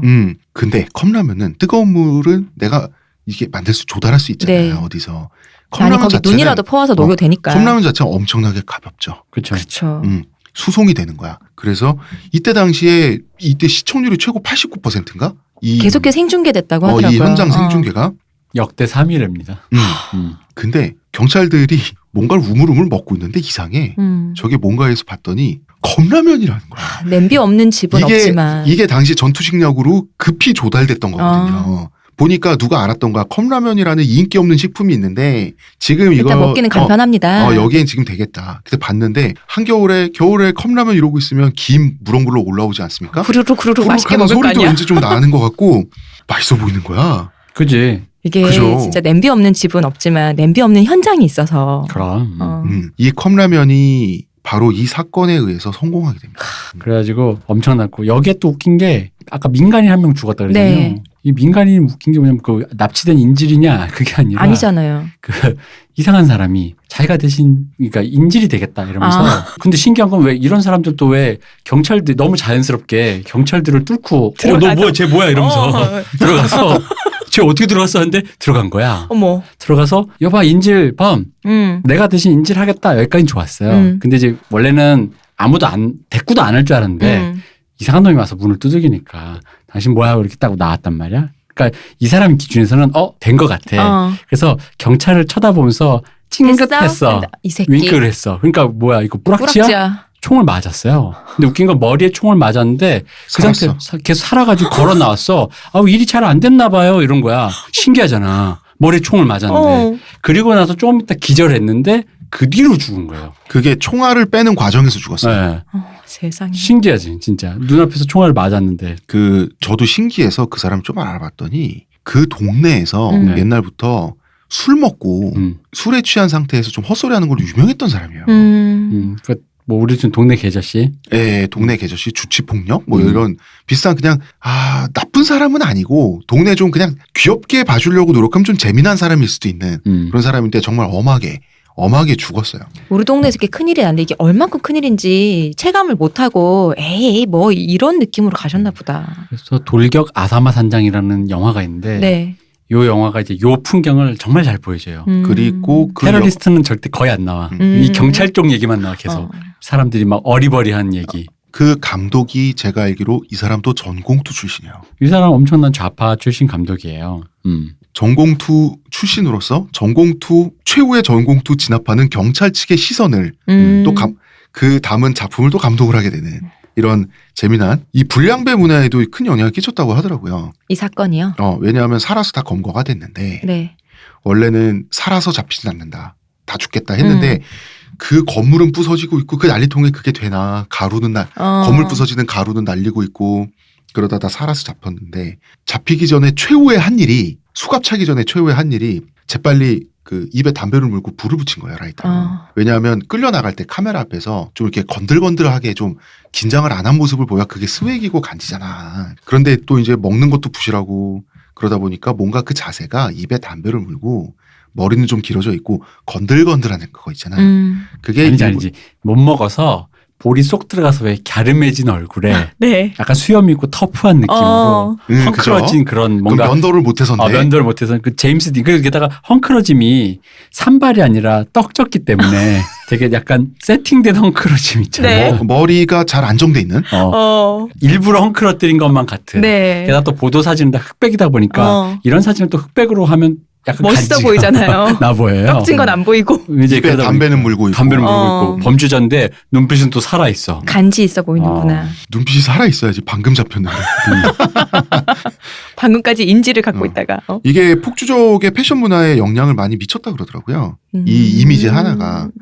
그래서 일본의 옛날에 학원 폭력물 보면 껄렁껄렁한 애들이 약간 장발에 네. 여자로 치면 단발머리 정도 길이 장발에 어느 정도 수염을 좀 대충 안 깎은 듯한 그런 식으로 교복 입고 이렇게 길거리 쭈그려서 입에 담배 물고 있는 뭔가 무심한 듯 보이려는 태도. 그죠? 이런 것들에 좀 이런 패션에 많이 영향을 미쳤다고 합니다. 그런 애들이 꼭 등에 수혜로 놓는 한문 중에 제일 웃긴 게 귀폭. 맞아. 폭력의 폭자랑 귀신 기자죠. 그래서 귀폭. 그게 너무 웃긴 거야. 자, 결국 이 사건으로 전공투는 모든 명분을 정말 뿌리채 잃게 됩니다. 이게 그러니까 우리로 치면 연대사태처럼 네. 일반인마저도 저것까지는 아니지. 그런 사건이었던 거죠. 일본 사회는 이게 마지막 장도 좀 일본적인 느낌이에요. 옥새투쟁으로 결국 끝났어요. 네. 이때쯤 되면 다른 전공투 분파들도 거의 다 박멸당하다시피 하거나 지리멸렬 상태가 돼 있는 거죠. 지금 현재 이 순간까지 남아있는 정파는 중핵파, 마르크스주의자파 정도? 인데 지금은 폭력투쟁을 감히 못해요. 그런 분위기도 못 되고 이때 끝난 거예요. 전공투는. 아사마 산장 사건에서 이때 끝난 거예요. 전공투는. 지금 폭력투쟁을 하는 곳은 전공투가 개입해서 오직 나리타 공항 분쟁에서 뿐이에요. 나리타 이제 제2공항을 만들려고 하면서 그 얽힌 그 거죠. 그렇죠. 이거는 일본판 대추리 사건 같은 대추리 사건 같은 거예요. 용역 깡패 사건 같은 건데 국가에서 이제 나라가 일본도 점점 인프라를 만들어야 되잖아. 나리타 공항도 이제 이거는 물통량을 처리 못해.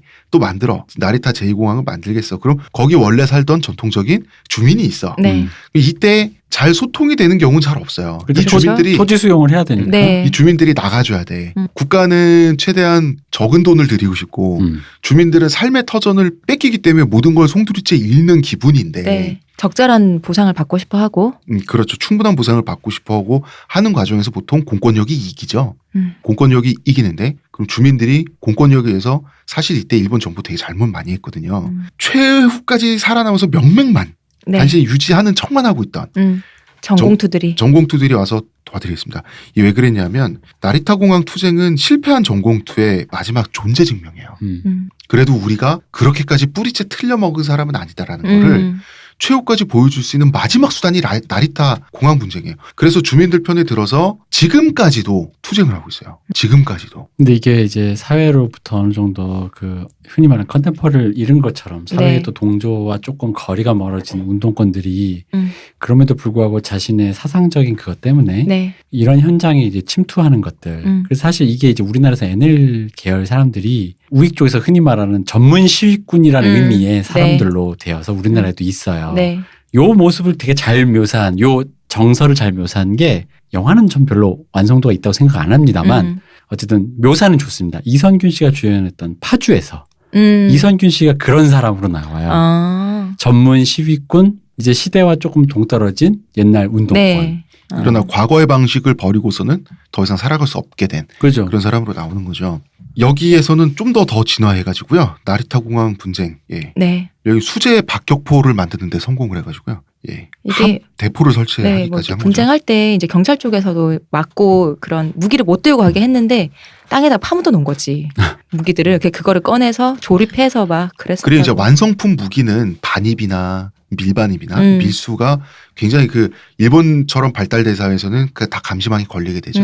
그래서 그래서 항상 발전한 나라, 굉장히 고도화된 나라일수록 싸제 무기가 그래서 등장하게 되는 거거든. 수제 박격포. 참 뭐 그렇습니다. 뭐 일본에서는 전공투의 투쟁이 끝난 걸 아사마 산정 사건을 기점으로 보죠. 그죠?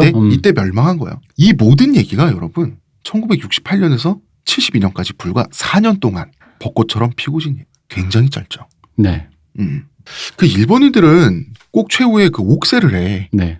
옥새가 이제 그 일본에서 교쿠사이. 그 옥새가 굉장히 일본식 한자처럼 우리가 느껴지는데 일본에서 많이 써서 그래요.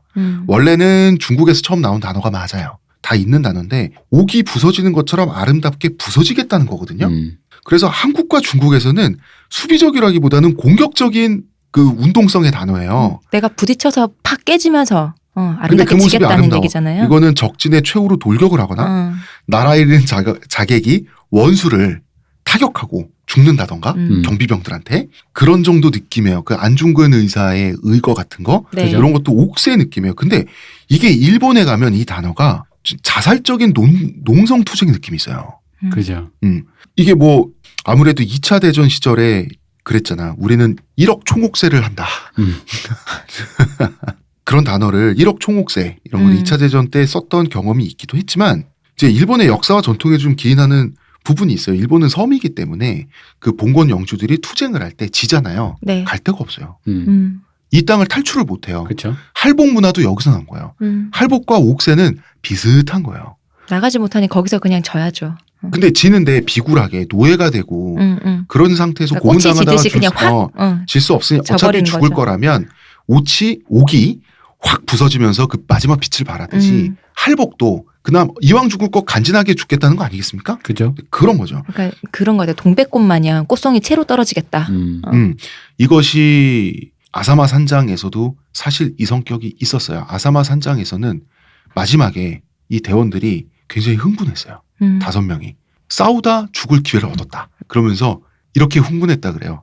진짜 경찰이야. 슬프다. 나 이 대목에서는 좀. 진짜 공권력에 총에 맞아 죽을 수 있어. 슬프다. 이런 얘기를 했다고 했는데 근데 참 슬픈 게, 그러니까 약간 그런 게 있는 것 같아요. 그러니까 우리랑 비교해 보면 확실히 이런 느낌 때문에 이 사람들이 농성이나 옥새 쪽으로 가게 되는 느낌이 있는 게, 그러니까 왜 그런 거 있죠. 우리도 데모를 하다가 네. 쫓기는 건 마찬가지, 매한가지. 네. 근데 그러면 쫓긴 다음에 흩어졌다가 한 일주일 뒤에 또 모이고. 모이는 거죠. 근데 여기선 그거가 약간 등을 보여서 후퇴하는 수치스러운 그 어떤 것. 그런 문화가 좀 있는 것 내 같죠. 사상의 순결성을 해치는 것 같은. 그러니 지금 이 자리에서 저 사람들이 쳐들어올 때 우리 흩어지는 게 아니라 이 자리를 맞서야 사수한다. 맞선다. 이겨낸다. 그래서 처음에 농성하는 이유가 뭐야? 아까 얘기했지만 중요하다 생각한 시설을 기관을 타격하는 건데 타격해놓고 보니까 사람들이 들어와. 그럼 난 타격했으니까 목적을 이뤘어. 짜잔 하고 이제 쟤네들 그런 조직이야가 아니라 거기서 갑자기 남아버리는 거죠. 그런 식으로 이제 가는. 그런 식으로 가다 보면 어느 순간 반드시 주객이 전도되게 돼 있어요. 그죠. 왜냐하면 이게 나의 순수성에 대한 문제로 들어. 이게 단순히 그러니까 이 내가 지금 오늘 하려고 했던 전술이 효과적이었나 요 얘기가 아니라 갑자기 나의 정신세계의 어떤 그 순결함에 대한 영역으로 들어오니까. 생각해보면 혁명은 세속적인 문제에서 시작해요. 모든 게. 왜 우리나라 여말선초에 보면 우리나라엔 충분한 쌀이 나는데 왜 굶어 죽은 정작 사람이 쌀농사를 짓는 사람들은 굶고 있지? 있지? 저 사람들은 쌀을 먹어야지. 쌀을 먹게 하겠다. 이게 정도전의 생각이에요. 무슨 말이냐면 혁명은 문제 제기를 해서 그 문제를 없애는 데 있지 않습니까? 네. 혁명이든 운동이든 그러면 되는 거예요. 그 문제를 없애는 이유가 뭐냐는 거지. 그거는 내가 사회 구성원인 내가 앞으로 이 사회의 문제를 없애면 더 이 사회에서 살기가 편리해지잖아? 더 좋은 사회로 가기 위해서. 이런 현실적인 목적 때문이에요. 그렇죠. 근데 투쟁 자체가 목적이 되면 도망치는 모습을 보여줄 수가 없는 거예요. 우리 예전에 했던 그 우리 집 만화에서 그런 얘기 나오잖아요. 동생이 이제 동네 친구에게 용감한 고양이는 등에 상처가 없고 가슴에 상처가 있다. 그죠. 그 얘기 같아요. 그리고 이게 웃긴 게 사실 체제전복 운동이긴 한데요. 네. 우리도 좌파 운동권에서 했지만 미묘하게 일본 사회의 그 기시노부스케가 어쨌든 설계한 네. 그리고 미 군정이 설계한 그 근대 일본이라는 게 신기한 사회이긴 한 게요. 생각해봐요. 지금 일본 정치적으로는 후진국이 맞는데 그렇다고 해서 무슨 박정희처럼 언론의 자유가 없거나 근대 시민 국가예요. 투표도 하고 자유민주주의 국가야. 심지어 경제도 잘 살아. 네. 근데 단지 그 경제를 갖고 있는 그 경제 체제가 우리처럼 막 어울렁덜렁이 아니라 뭐 좋게 얘기하면 안정돼 있고 네. 나쁘게 하면 변함이 없어요. 그리고 굉장히 이 사람들의 근원적인 형태가 굉장히 수구 체제라는 거지. 그러다 보니까 문제가 뭐냐면 우리는 박정희가 언론도 탄압해, 애들도 못 살게 굴어, 그냥 난임이 왕이야 막 이런 거 있잖아요. 그렇다고 보기에 기시노부스키는 그런 사람도 아니거든. 네. 그러다 보니까 이들의 운동이 예를 들어 박정희 유신 독재에 저항했던 한국 운동권에 비해서 미묘하게 명분이 갈 데가 살짝 없어지는 거예요. 독재자라는 한 명이 없으니. 그치? 독재라고 하기엔 이게 미묘한 거야. 시호님. 네. 바로 이것이 흑막 정치의 장점입니다. 근데 기존에 명리하긴 해. 왜? 국민 잘 살게 해줬잖아. 그 난임이 조금 오래 해먹겠다는데. 근데 그렇다고 해서 국민 뭐 무슨 언론 탄압을 한 것도 아니고 박정희처럼 무슨 애들 뭐 틀어막고 입을 틀어 고문 살해한 것도 아니고 그러다 보니까 이게 약간 명분이 이상해지는 거예요. 애매해지네요. 체제를 뒤집자 하기에는 일반 시민들 입장에서는 약간 그 내가 왜 지금의 일본 시민이 아베를 뽑는 거에 네. 일본 시민 입장에서는 당연한 귀결이다라는 느낌이 있다고 얘기했잖아요. 그거와 마찬가지인 거예요. 그러니까 전공투의 구호가 우리나라 유신 독재 저항했던 운동권의 구호에 비해서 시민 사회의 동의를 얻기가 약간 애매한 거예요. 이게 그렇게까지? 해야 되나? 그렇게까지라는 느낌이 있는 거죠. 그런 게 있는 건 맞는데 그게 그렇게 나쁘니? 사실 박정희도 기시노부스키를 꿈꿨기 때문에 기시노부스키 스타일로 하면 되는데 하지만 박정희 내가 문제는 기시노부스키가 훨씬 세련된 사람이고 네. 박정희가 나야 나. 나야 나. 이걸 프로세스 원어원 하고 싶어가지고. 문제 뭐냐. 박정희가 마지막에 맛이 갔어요. 기시노부스케가 뭐가 대단한지 아세요? 맛이 안 갔어요. 끝까지 그러니까, 유지했다. 근데 박정희는 마지막에 맛 가잖아. 맛 가서 뭐 한 100만 명쯤 죽어도 어쩌고저쩌고 막 이러잖아. 기시노부스케는 선을 안 넘었어요. 그러니까 그게 이게 대단한 거야. 그거 설계한 세계가 그 정도까지가 딱 완성도가 있었다는 거지. 그러니까 그게 이쪽은 진짜 엄밀히 말하면 독재국가가 될 뻔했다니까. 사실 북한은 김일성, 남쪽에는 박정희. 그렇지. 근데 이쪽은 사실 그런 세계가 아니었어요. 기시노부스케는 그리고 그 자기가 설계한 세계에서 나를 중앙에 놓지 않았잖아요. 총리는 했을지언정. 그죠. 의미가 좀 다르잖아. 그리고 자기가 이제 현직 정치인들에게 더 이상의 지지, 직접적인 그 투표, 지지를 받지 못하는 걸 확인하고 정치선에서 내려왔어요. 그러니까 뭐 어쨌든 지금도 뭐 무슨 옛날에 동교동계가 있고 네. 뭐 이명박계 저기 뭐 청계재단 뭐 그런 쪽이 네. 있고 그러니까 상황을 노릇하고 싶은 거는 어디 정치나 마찬가지야. 네. 근데 이제 그런 건 있는데 그걸 어떻게 세련되게 하면서 어디까지 풀어주느냐의 문제에서 기시노부스케는 어쨌든 간에 자기가 설계한 그리고 그것은 이제 미군정에서 설계한 우격다짐식 서구식 근대화에서 어느 정도 이게 틈이 있었는데 박정희 거기서 조금 더 오버했는데 문제는 또 재밌는 게 그러다 보니 네. 전공투는 그냥 어떤 대중의 지지를 받지 못하고 이렇게 자기들끼리 공회전하다 끝난 기분이 있잖아요. 근데 우리는 이게 너무 강했잖아, 박정희가. 네. 강하다 보니까 여기에 그 흔히 말하면 뭐랄까, 그러니까 일본 사회는 전공투 말고는 의외성이 존재하지 않았어요. 그러다 보니까 자기들이 공회전하다가 그냥 그러다가 이제 동력이 다 돼서 꺼져 있는데 우리는 회전을 하고 동력이 심지어 모자랐어. 유신 독재. 맞아. 대항하는 게 모자랐죠. 심지어 부마 항쟁 때 아마 사람 여러 명 죽을 뻔했죠. 근데 갑자기 여기에 동력이 모자랄 때 갑자기 의외성에 무슨 뭐죠? 데우스 엑스 마키나가. 수소 엔진처럼 한 명이 등장합니다. 무한 동력이. 바로 데우스 엑스 발터 PPK. 그렇죠. 마치 뭐라고 해야 될까? 오늘의 우리가 녹음하고 있는 오늘 네. 바로 그분이 등장하셨죠. 네. 오늘의 기념하게 만드신 분. 네, 김재규 씨라고. 네. 그래서 김재규 저희가 유신 방송에서 누누이 얘기했지만 그분의 어떤 사고 방식 동의하는 건 아니지만 늘 얘기하지만 다른 의미로 김재규가 없었으면 사실 유신 독재 저항했던 우리의 운동권들도 뭐 이렇게 비참한 건 아니지만 어쨌든 결말이 안 좋을 수 있을 뻔했는데 이렇게 대표님, 공회전으로 끝날 저는 뻔했는데 그 비극의 규모가 저는 상당했을 거라고. 그렇죠. 이거보다 더 컸을 거라 생각하고 이건 안 됐을 거야. 이거는 박정희가 이때 비쳐 있었거든요. 맛이 가 있었기 때문에. 굉장히 많은 비극이 있었을 건데 어쨌든 간에 덕은 봤다.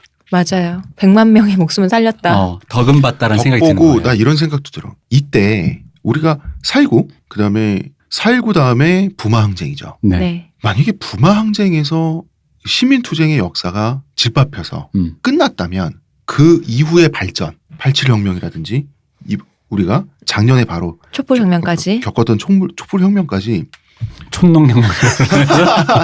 촌농혁명 괜찮다. 이어지는 연결고리가 사실 불가능한 거잖아. 일단 뭐가 문제냐면 그때 아마 대다수의 젊은 사람이 죽었으므로 성장 동력이 끊겨서 캄보디아처럼 됐겠죠. 그리고 아마 후진국으로 남았을 거예요. 물론 아주 최악의 경우를 말씀하신 거지만 최악의 경우라는 것 자체가 경우 중에 하나라는 거잖아. 네. 그러니까 여러 가지 갈래가 있고 뭐 중간에 또 김재규가 아니어도 뭐 어쨌든 결과론만 얘기하는 네. 거예요. 뭐 김재규가 아니어도 우리가 했다. 난 그건 모르겠고 될 수도 있고 아닐 수도 있고 알 수 없는 거니까. 그게 아니라 내 말은 드라이하게 네. 김재규 찬양이 아니라 덕은 봤다. 어쨌든 갑자기 데우스 엑스 마키나로 상황을 일시의 한 번에. 종료를 네. 일시 종료를 해버렸으니까. 한 번에 컷 시켜버려서. 그렇습니다. 덕 봤다. 사실 우리 김재규 방송하면서 얘기했지만 우리가 덕 본 거 알아주는 거. 이 사람이 이걸 위해서 죽은 거 아닙니까? 네. 그러니까 이분은 목표를 이뤘다. 목표를 이뤘고요. 저희는 10월 오늘은 26일 그냥 맛있는 거 좀 먹으려고요. 기념해서 맛있는 거를 좀 먹도록 하겠습니다. 그리고 사실 할 얘기를 저희가 더 많이 준비해 왔어요. 네. 되게 많이 준비해 왔는데 지금 스튜디오 시간이 다 됐어요. 더 이상 이야기를 할 수가 없게 됐고요. 사실 뭐 남쪽으로 튀어라는 영화 이야기. 네. 영화가 왜 예술적으로 실패했는가? 그다음에 뽐뽀코 너구리 대작전. 네.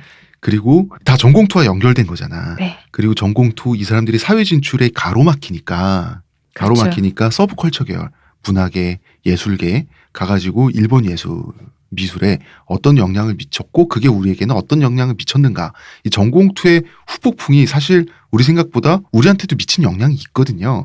이 얘기까지를 하려고 했더니 고마 시간이 오늘도. 시간이 다 됐습니다. 네. 네. 그러므로 이 얘기는 묻어두는 걸로. 영원히 묻어두는 걸로. 이 얘기는 잠시 감회장을 해두고 있겠습니다. 자, 저희는 진짜 스튜디오에서 지금 나가야 돼요. 네. 여기까지 하겠습니다. 문화평론가 이동규 대표님. 감사합니다. 수고하셨습니다. 의무대 그녀 시호님. 감사합니다. 그리고 오늘 제 말투가 좀 이렇게 좀 늘어지면서 졸리게 들렸을 수 있는데요. 제가 입이 헐어가지고 입이 되게 많이 헐어가지고 말투가 오늘 이번 주에 좀 이렇게 됐습니다. 신도분들의 양해해 주시고요. 기도가 부족하답니다. 그러니까 양해를 누가 해주시고. 살 날리는 거 아니야? 살을 날리는데 신도들의 기도가 부족하니까 그 살이 실드가 AT 실드가 네. 안 쳐지고 있는 그런 살날리는 실력이 상태죠. 부족하다. 좀 더 신도분들. 갈고 닦으시라. 신도분들 똑바로 하세요. 저는 지금까지 감사합니다. 교주 홍대선이었습니다. 감사합니다.